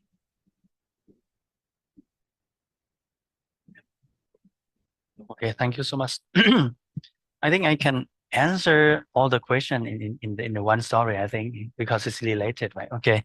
So actually in UK, before they launched the policy, right? So we have a BIT, or we can call it nudge units because it's shorter, right? So before we launch the policy, we have to send the prototype of policy to this unit, and they will calculate and they will analyze how many percent is possible. In UK, it's not just only about behavioral insight team to analyze the policy, but they have to also analyze social return on investment. Every project have to do this assessment to calculate how many times you can increase social impact compared to the investment. It's the same idea with ROI, return on investment, but including social impact and environmental impact in the same times. Okay, and also include intended and unintended outcome is might happen. Okay, so with this tool is the like a consultant for policymaker is more easier because you don't have to understand very deep about people, right? Don't have to understand about how to calculate and how to set the index or the indicator, financial proxy. Not Okay, you have a team to help you. So in Indonesia, if you're interested, maybe you have to set up the team like this. Okay, so it's very easy to improve the policy maker to make a decision that's better, okay, for society than just based on themselves. Okay, maybe it's based on the limited information. Okay, and about the data, I think in Thailand we face with the same limited of data. But if you use the social return on investment in every policy that you make, you can collect the data to be a baseline. You don't have to do the full picture of your province, but just only this policy. If it's impact to this village or this area, you just collect the data to be a baseline. And then you collect the data again to compare when you finish the policy and then look at the impact of social. Okay, maybe that is the way that to improve the data, the database in Indonesia, I think. And what about the rural experience? Because when I work in Chiang Mai University, I have many experience about social return on investment analysis on rural area. I know that's very difficult to work in that area because people don't want to change. Status quo bias is very strong for them. They don't want to change. If I do this for 30 years, I don't want to do the new one. Even it look better, but I don't want to do. But in this challenge, I think it's a bit, it's like dilemma.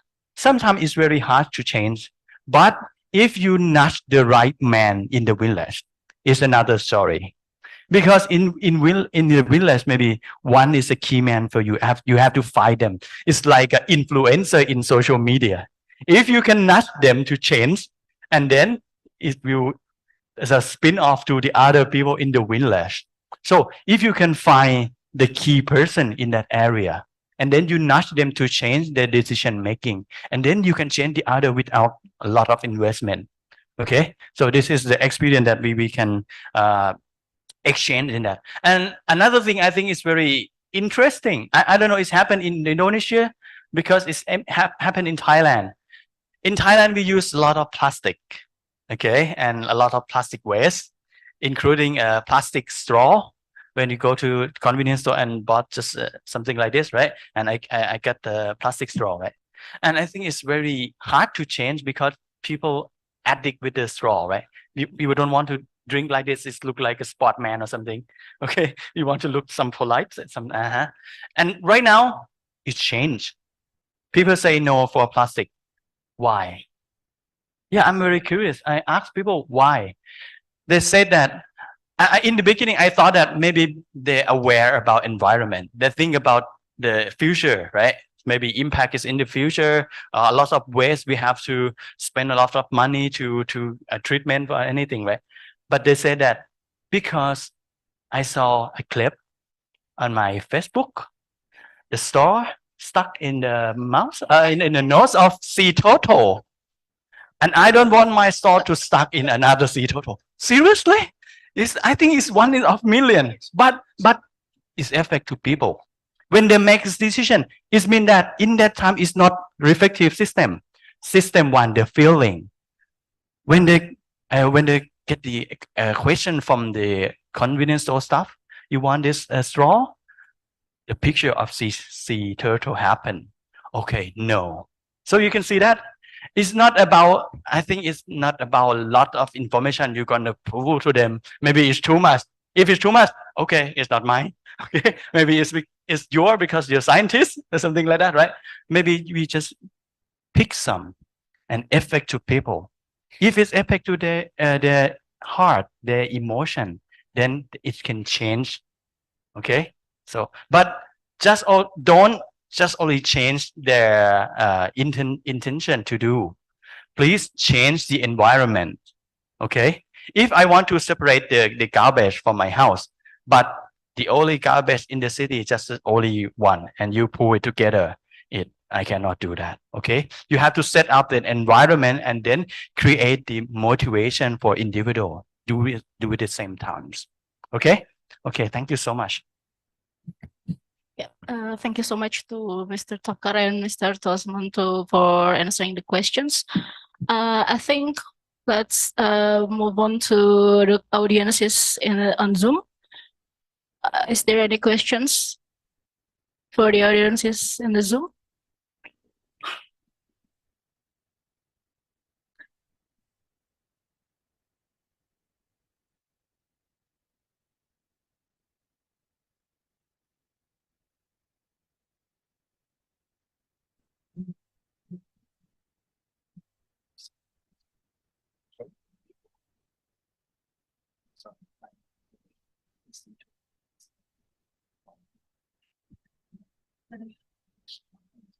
If there's any, please raise your hand so we can see who would like to ask here.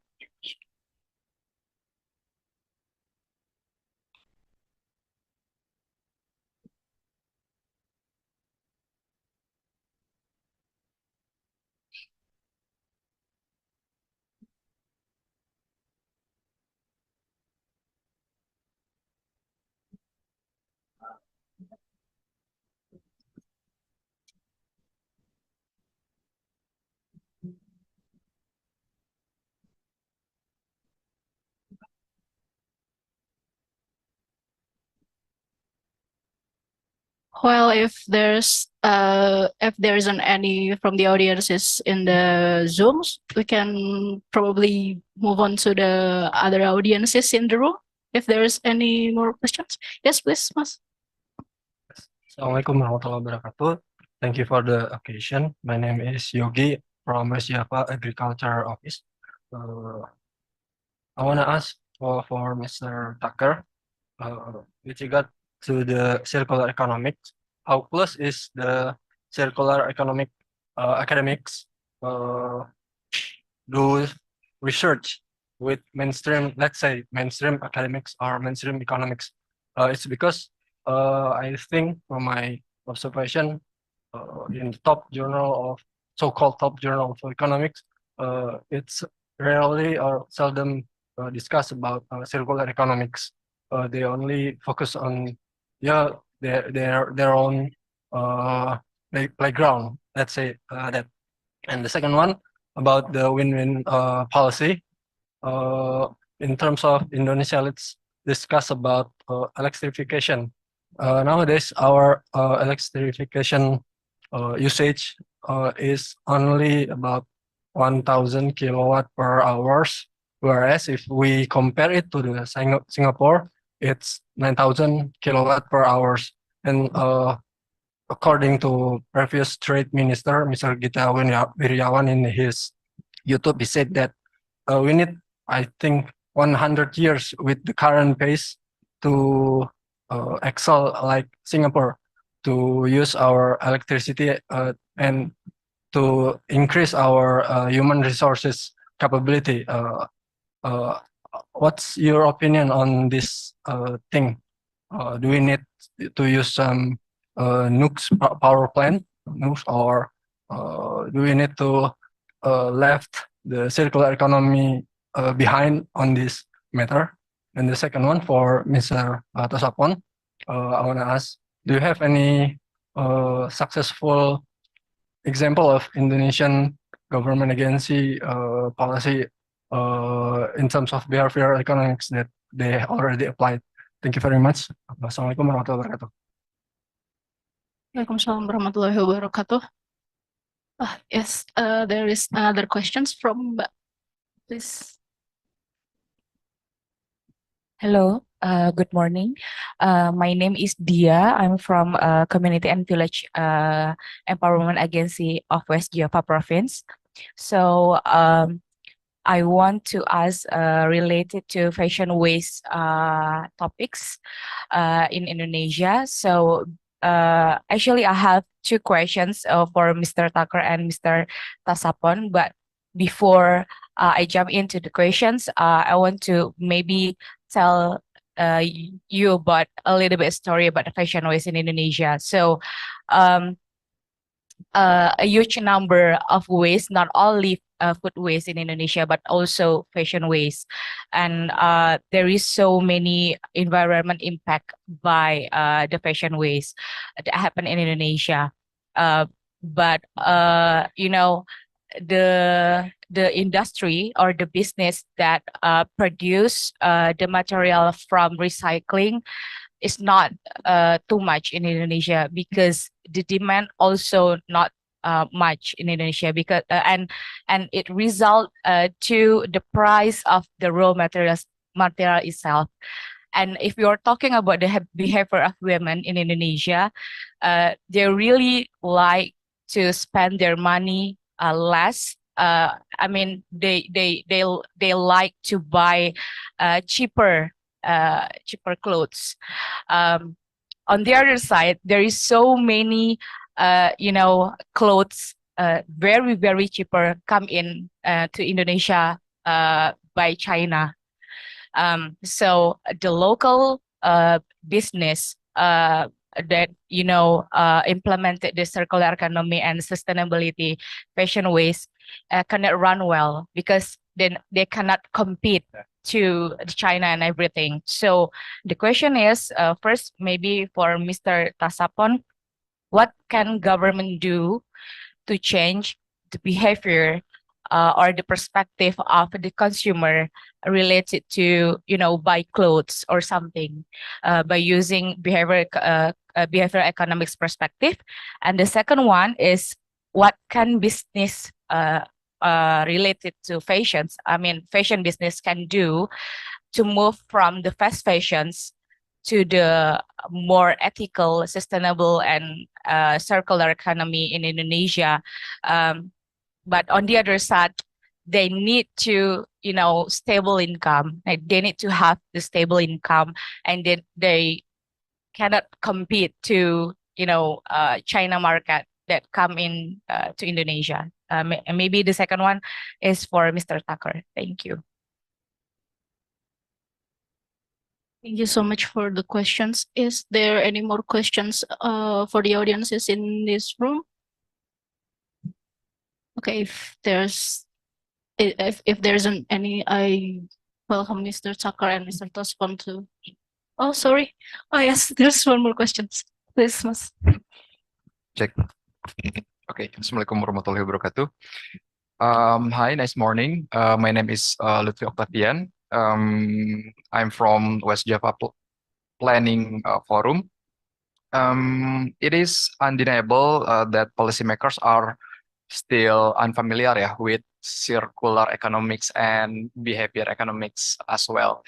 And then we previously discussed about the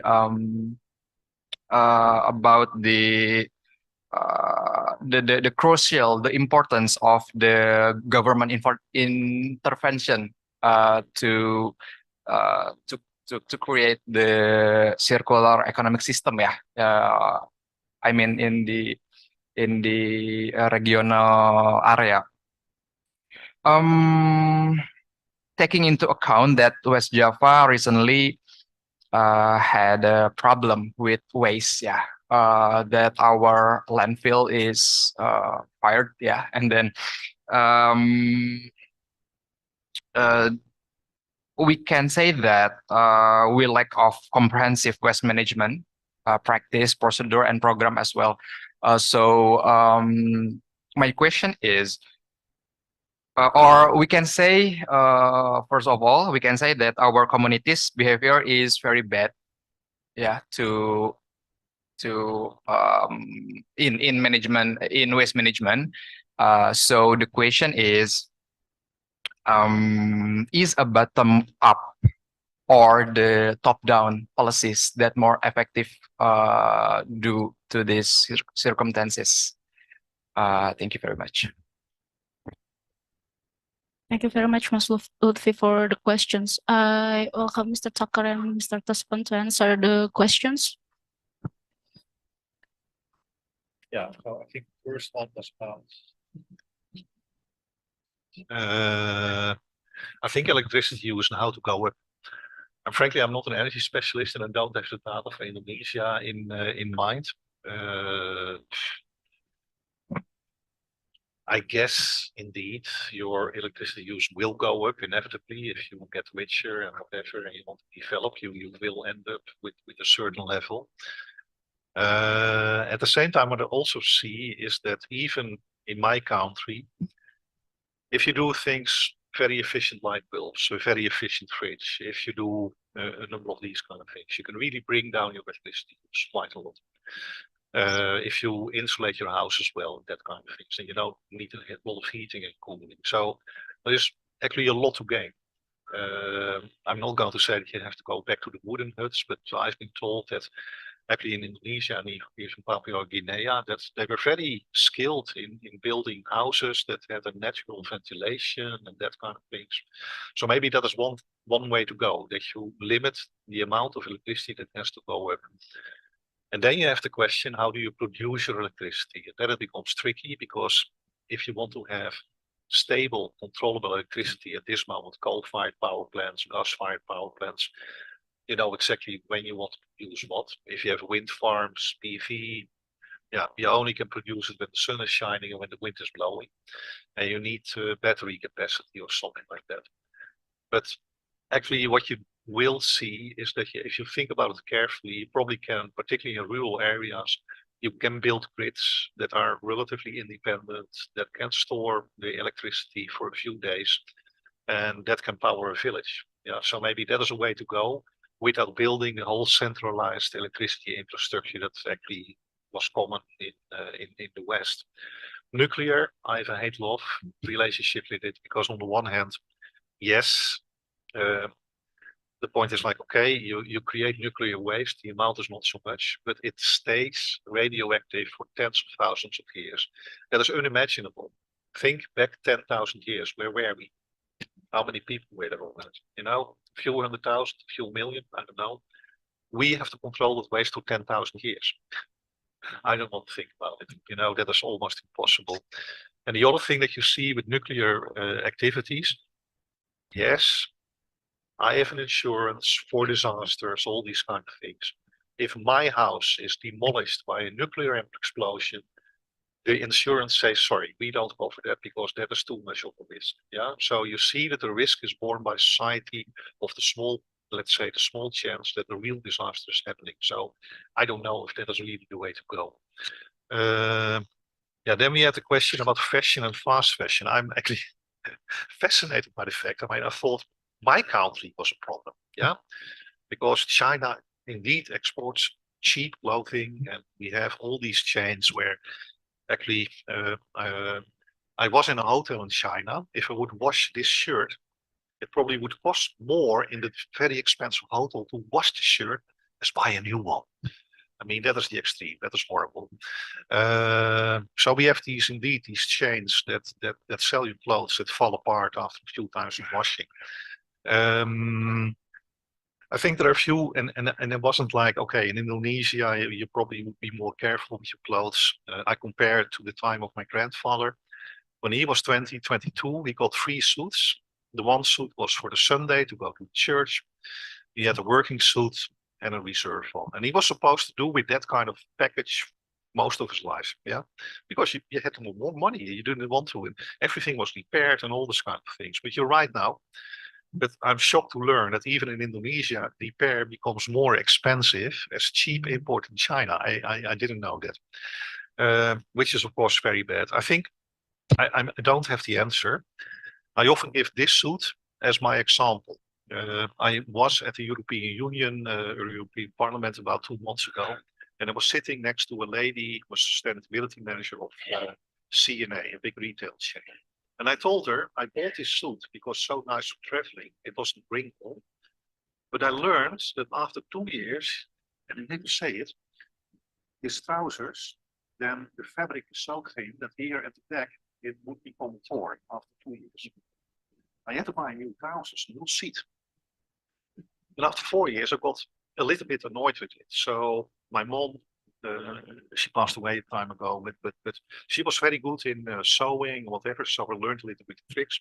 So now when I bought this suit, I reinforce already the back before I start wearing it, and now it's okay. And I was thinking, this is stupid. The people who made this in Bangladesh could do the same reinforcement for maybe €1 extra. Yeah, my suit would cost not €200, €200 in one, and I could use the suit for 6 years. First, the CNA lady said, we don't even know what we buy, how good it is or how bad it is. So that is where it starts with. And the other thing is, CNA makes money by actually selling me a suit every 2 years. If they don't sell me a suit every 2 years, but every 6 years, they have to fire 1/3 of the people. 1/3 of the people in Bangladesh is being fired, and that's not good for employment. So the solution should be that they don't pay 200 euro for a suit, but let's say every year of use in the 6 years, let's say 50 euros or 75 euros to CNA. CNA can pay the workers. At the end of the day, it's win-win. I have my suit for 6 years. The workers in Bangladesh only have to do 1/3 of the work, but they get the payment because they pay every year. That is where you have to go to. But the business model doesn't work like that. And that is the problem. We have business models where computers, mobile phones, my suit, the earlier it breaks, the better it is for business. Yeah. And we have to break that through. And okay, the business models I explained a little bit is a way to go, but I'm not entirely sure. Then about bottom up and top down. That's a very intriguing and very good question. I mean, I was very close to Gambir in my hotel. And yeah, when I arrived, you know, I walked the street a little bit and I saw actually very close to that. You had under the railway, the elevated railway, you had all kind of people doing basically recycling. You know, they get the trash, they sort the bottles, they get the paper, and that is their living. So in that sense, and of course, that is not a very good job and it doesn't give them a good income, but at least they have an income. So to some extent, that kind of bottom-up and self-organization does work. And at the same time, I'm totally convinced, and that's the example of the Netherlands, that you need to impose policies. I mean, if you are, I don't know, maybe this is being made by Unilever or something like that. You should make Unilever responsible to take that plastics. But like I told, we had a time where you bought a car in the Netherlands, you had to pay 200 euros extra to make sure that recycling could be organized. Unilever can charge maybe 5 cents additional per bottle, and they then can give it to professional waste organizations. You can control it, you can certify it, and make sure that you have a collection system and take back all these bottles. We have now a deposit system on these kind of bottles in the Netherlands. There you go. People can gain 5 cents by delivering the bottle. Of course, they do it. They have side effects, so we can talk about it after lunch. But so I think that are the ways to go, that you have to think very carefully, what do you have already in terms of infrastructure that are these self-organized waste management people. And maybe with top-down policies, you can support that and build out and make it more professional. And then I also know very well, I don't understand Indonesia at all. You know, I'm a guy that comes in and talks with Victor and whatever, and all kind of things are happening here that I have no clue about. So I think people like me really should listen very carefully and see and then give some ideas. And it's even best that Indonesian people work it out. I mean, that's for me very clear. Thank you. Okay, you almost answered all of the questions. Okay. Actually, I don't have not much experience about the successful policy in Indonesia, but I like I said, I found a paper about education that is very interesting thing because they use NAS concept in Indonesian school because right now you know the problem, student in school, they don't want to read books, right? Textbook even far away from them, but what they read, social media, right? On the smartphone or computer or tablet, something, right? So if you use ebook more, okay, just a first step for them, just read some, and then you prepare an ebook for free for everyone to access. And then in the school, free book, the real book. If you read ebook, and then you can feel that after 5 pages of reading, what happened? Your eyes, right? So it's exhausted. You want a real paper. And then this is the next step for them to change their behavior. And I saw in the paper is significant. I think this is the first step for Indonesia. But for the huge policy environment, I'm not sure. Maybe, but just I found the Jakarta airport, they use the flying. Okay. And about fashion, it's very interesting because before I came here, I came to Yogya and give a speech in the international conference about natural dye in Chatamada University. Kacamada. Okay, sorry. Okay, Kacamada. Okay, Kacamada University. Okay, with Professor Chatur Sukijanto. So that is very interesting because we discuss about fashion. And I also exchanged the experience because last semester I talked about behavioral economics. And one social problem in that time we discussed is about fast fashion. I think it's the same in Thailand. Very fast fashion. Some fashion just only 1 month, and then it disappear. All of them. I ask student, right? Because okay, in my time, fashion maybe 1 or 2 years or something like that. I think that's pretty short. But for students, just we count at month unit, not year.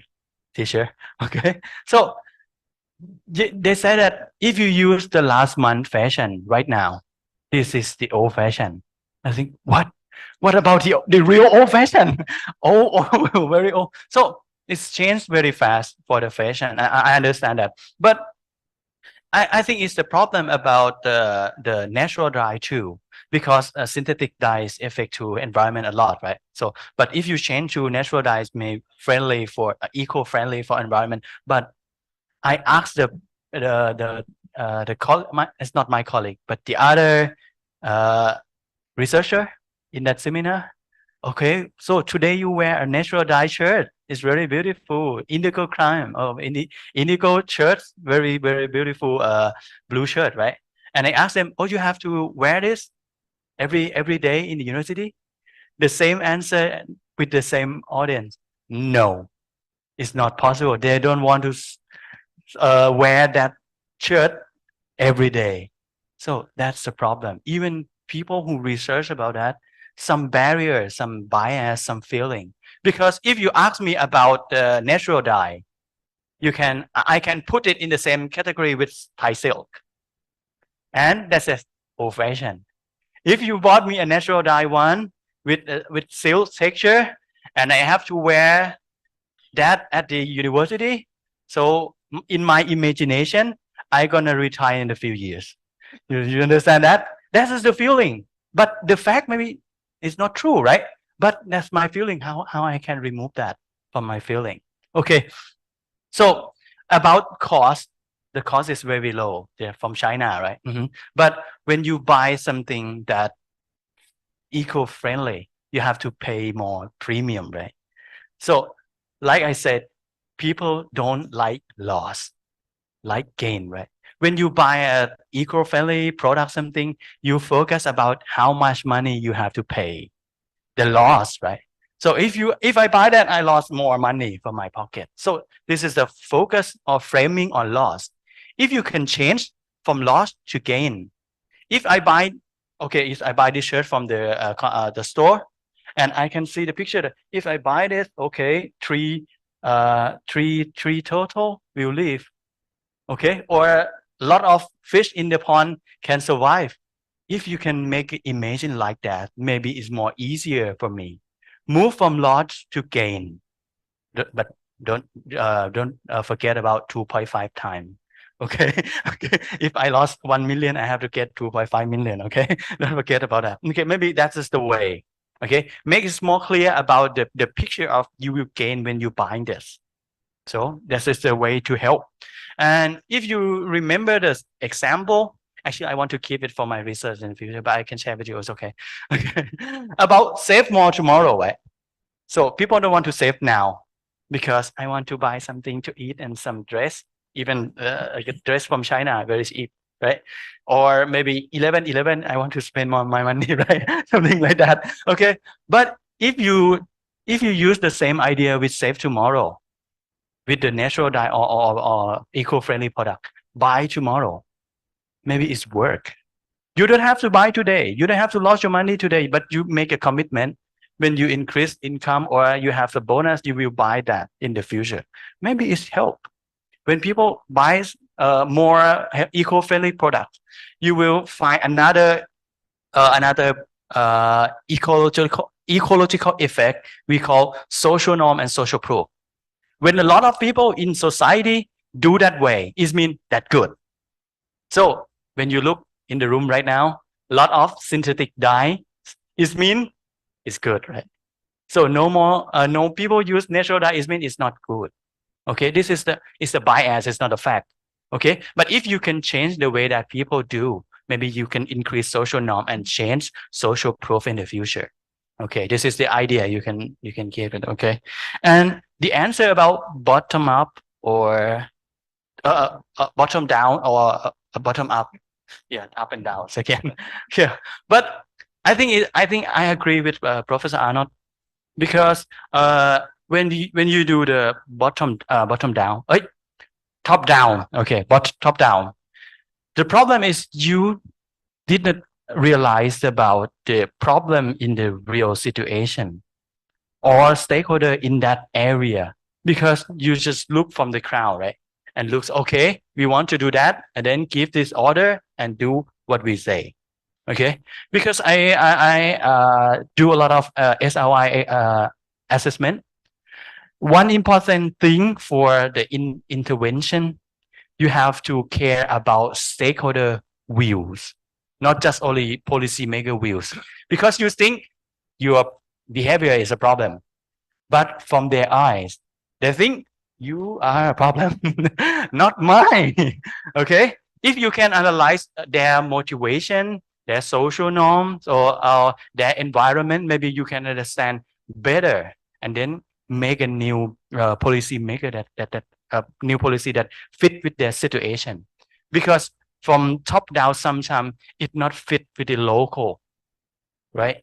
If you ask me to separate the garbage, but you just only one can, what? How I can do that, right? So maybe you can change environment from top down, okay, and change their motivation, change their awareness from the bottom, okay, and you can meet it a middle way, okay. So this is my answer. I hope it's safe. Okay.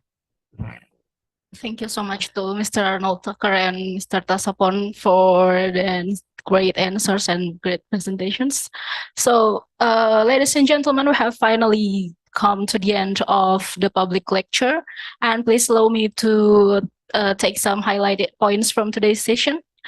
On the circular economy for West Java, it is crucial to be able to develop their economy, our economy, using less money, less resources, and making less emission through the circular economy. By the analyzing material flows and leaks, improve the leaks through new technologies and design, create result-oriented business models, and to back up by supporting policy and governance. And Indonesia, as a developing country, need to prioritize and determine the infrastructure needed for a good life using the circular economy concept. And entrepreneurs and business can do great things when they focus on the circular economy. And as we know, the policy plays an important role. We should focus on 4 areas. It's the systems, technology, value chains, and the governance. And also the government should develop smart policies based on the bottom-up initiatives, market adjustments, and rules. And on the behavioral economy, some of the takeaways we take is the behavioral economics enables policymakers to design interventions that align with the realities of the human behavior, leading to the better outcomes of individuals and society as a whole. And benefits of understanding economics behavior are the effective design, avoiding unintended consequences, enhancing public acceptance, improving public health and well-being, and also adapting to the changing circumstances. And also for the nudge, we have changed people of behavior without regulations, without punishment and rewards, incentives, understand how choices correspond, defaults, give feedback, expect error, structure, and also the complex choices. And for the behavioral economics in the context of Indonesia, we could apply to the financial inclusion and savings, educations, healthcare decision making, social welfare, and environment conservation. So with all of that, I would like to thank the speakers, Mr. Almut Tucker and Mr. Tasapon Kilprasopak, for the informative and interesting presentation, and also to all the participants for their active participation. Please give applause for the speakers and for all of you all. Thank you so much. And I give over to the MCs, Ms. Adila and Ms. Salsa. Thank you.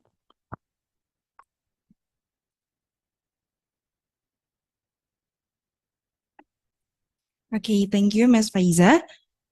Move to the next agenda. There will be a closing statement from Head of Economy and Natural Resources, Planning Agency of West Java Province, Mr. Eka Jatnika Sundana. To Mr. Eka Jatnika Sundana, the time is yours. Untuk agenda selanjutnya akan ada statement penutup dari Kepala Bidang Perekonomian dan Sumber Daya Alam Bapeda Jawa Barat, Bapak Eka Jatnika Sundana. Kepada Bapak Eka Jatnika Sundana, waktu dan tempat dipersilahkan.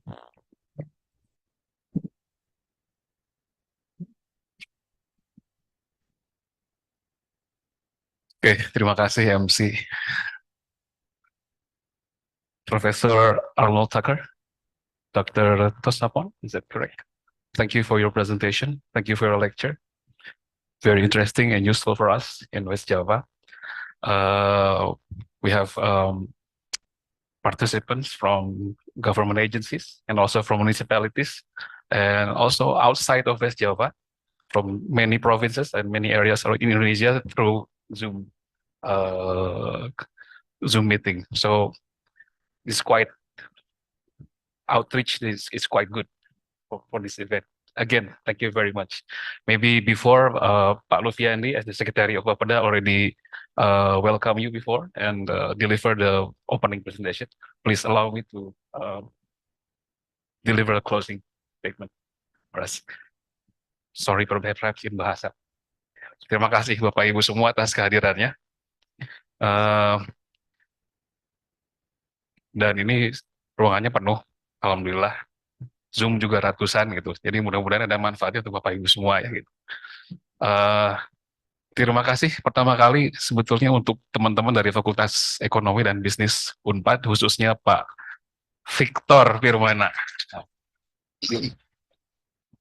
Pak Victor ini mitra atau partner saya ini, partner in crime. Gitu. Banyak buah pikir beliau dan juga Pak Profesor Arif Ansori sangat banyak membantu kami di Bapeda untuk merumuskan kebijakan-kebijakan untuk perekonomian di Jawa Barat gitu. Lalu apa lagi ini gitu sirkular ekonomi gitu ya. Bappenas dalam salah satu mungkin white book ya atau buku kebijakannya yang berjudul The Future is Circular gitu. Dia sudah menyebutkan bahwa ini masa depan ekonomi Indonesia itu salah satunya circular ekonomi bisa menjadi salah satu sumber pertumbuhan ekonomi baru. So Bappenas said that circular economy is one of the potential for future economic growth for Indonesia. So what West Java has to do to follow up that policy from central government. That's why we need to know more, we need to learn more. So again, thank you for your lecture. Again, kita mendapat satu insight baru, gitu, mungkin Bapak Ibu gitu. Kalau buat saya baru gitu. Walaupun mungkin kalau secara praktek mungkin banyak yang nggak baru ya gitu. Mungkin kita sudah dengar cukup lama bank sampah atau dulu 3R dan lain-lain. Tapi ternyata nggak mudah ya Bapak Ibu ya. Tetap saja sekarang sampah masih krisis. Sekarang Sarimukti terbakar dan 30 TPA di Indonesia terbakar. Sistem pengelolaan sampah kita masih single system gitu ya, kumpul angkut buang, begitu itu terjadi gangguan, sistem jadi shutdown, terganggu lah layanan sampah langsung ya mengganggu layanan publik gitu ya, dan kita terganggu kesehatan dan lain-lain. Jadi memang kok circular economy ini secara konsep sudah lama, tapi kok adopsinya kok nggak mudah gitu ya, kok lama sekali gitu ya, dan ternyata kami belajar ada satu poin, ternyata masalah perilaku gitu, juga penting. Karenanya disandingkan nih the topic not only circular economy but also behavioral economics, but it's closely related, sangat terkait gitu, perilaku gitu. Dan kami di Bapeda dalam menyerumuskan kebijakan sekarang dapat satu masukan-masukan baru dalam konsep behavioral economics ini agar kita benar-benar melihat seperti apa sebetulnya design thinking yang mesti kita lihat dalam merumuskan kebijakan untuk melihat manusianya, perilakunya, ya gitu kurang lebih. Mungkin kurang lebih kayak gitu. Terima kasih Pak Ibu Moderator for the takeaway gitu. Bapak Ibu, kami kerjasama dengan Unpad ini cukup banyak gitu ya. Salah satunya adalah juga pelaksanaan magang Bapak ya. Magang mahasiswa yang konsep Merdeka Belajar Kampus Merdeka ya. Saat ini ada yang magang berapa orang? 7 berdiri. Berdiri. 7 orang. Nih. Termasuk 2 orang yang MC udah berdiri gitu. Coba bicara 1 orang gimana magang di Bapeda teh ceritanya. Itu yang cowok 1 tuh.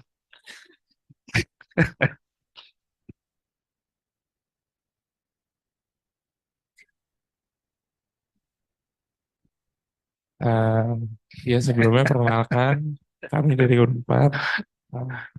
Maksudnya kumaha seneng nggak magang teh gitu. Pengalaman magang di Bapeda sangat menyenangkan, sangat menyerukan, mendapat banyak insight baru, banyak pengetahuan baru yang didapat di Bapeda. Oke. Yang lain mau nambahkan 1 lagi?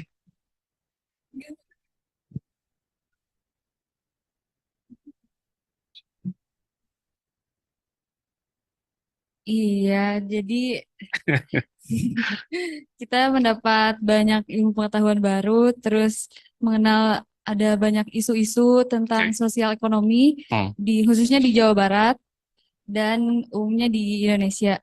Terus kita juga melihat bagaimana banyak apa ya fenomena-fenomena yang apa ya bisa dijadikan bahan untuk penelitian kita. Oke. Iya.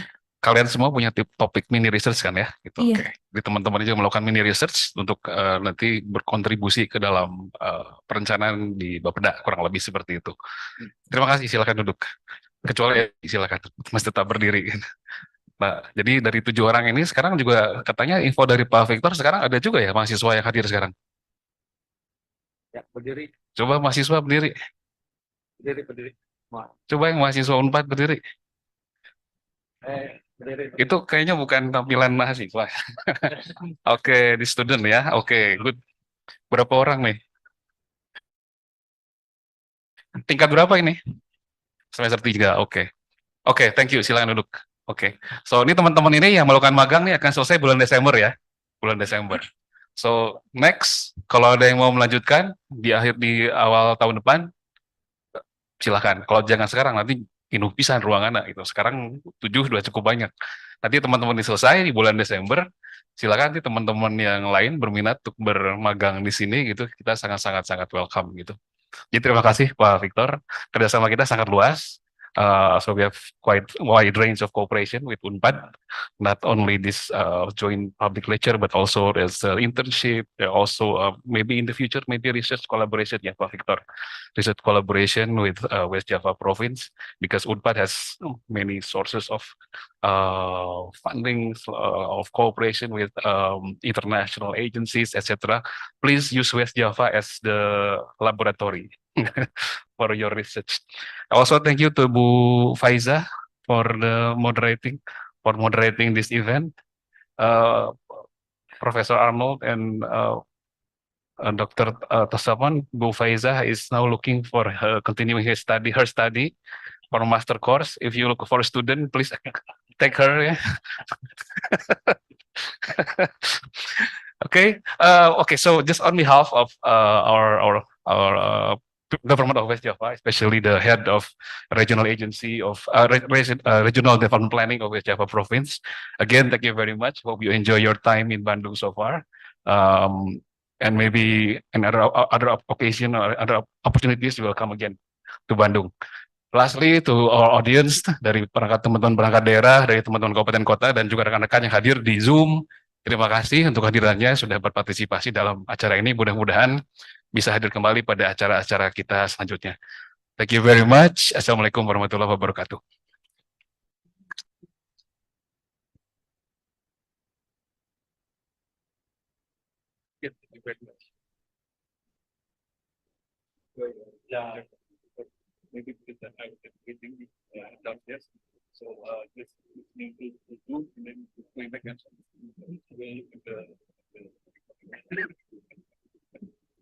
Thank you, Mr. Eka Jatnika Sundana. Now, we have arrived at the end of our agenda. I want to express my gratitude to our speakers, moderator who guide this lecture, and all of the participants for joining us today. Your participation has made this event truly insightful. On behalf of the committee, we also do apologize for any mistakes during the event. Menjelang akhir dari acara hari ini, saya ingin mengucapkan terima kasih kepada para pembicara, moderator yang telah memandu acara ini, dan seluruh peserta yang telah bergabung bersama kami. Partisipasi Anda telah membuat acara ini menjadi sangat bermanfaat. Atas nama panitia, kami juga memohon maaf atas segala kesalahan yang terjadi selama acara berlangsung. Thank you for being a part of the Public Lecture 2023. But before that, for all the participants in the Zoom meeting, we have a documentation first.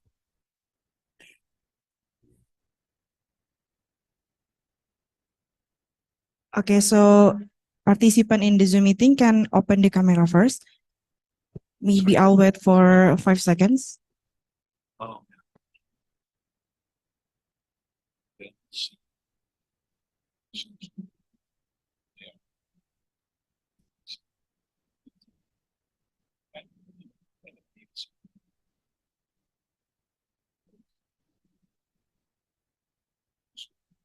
Okay, we'll start the documentation.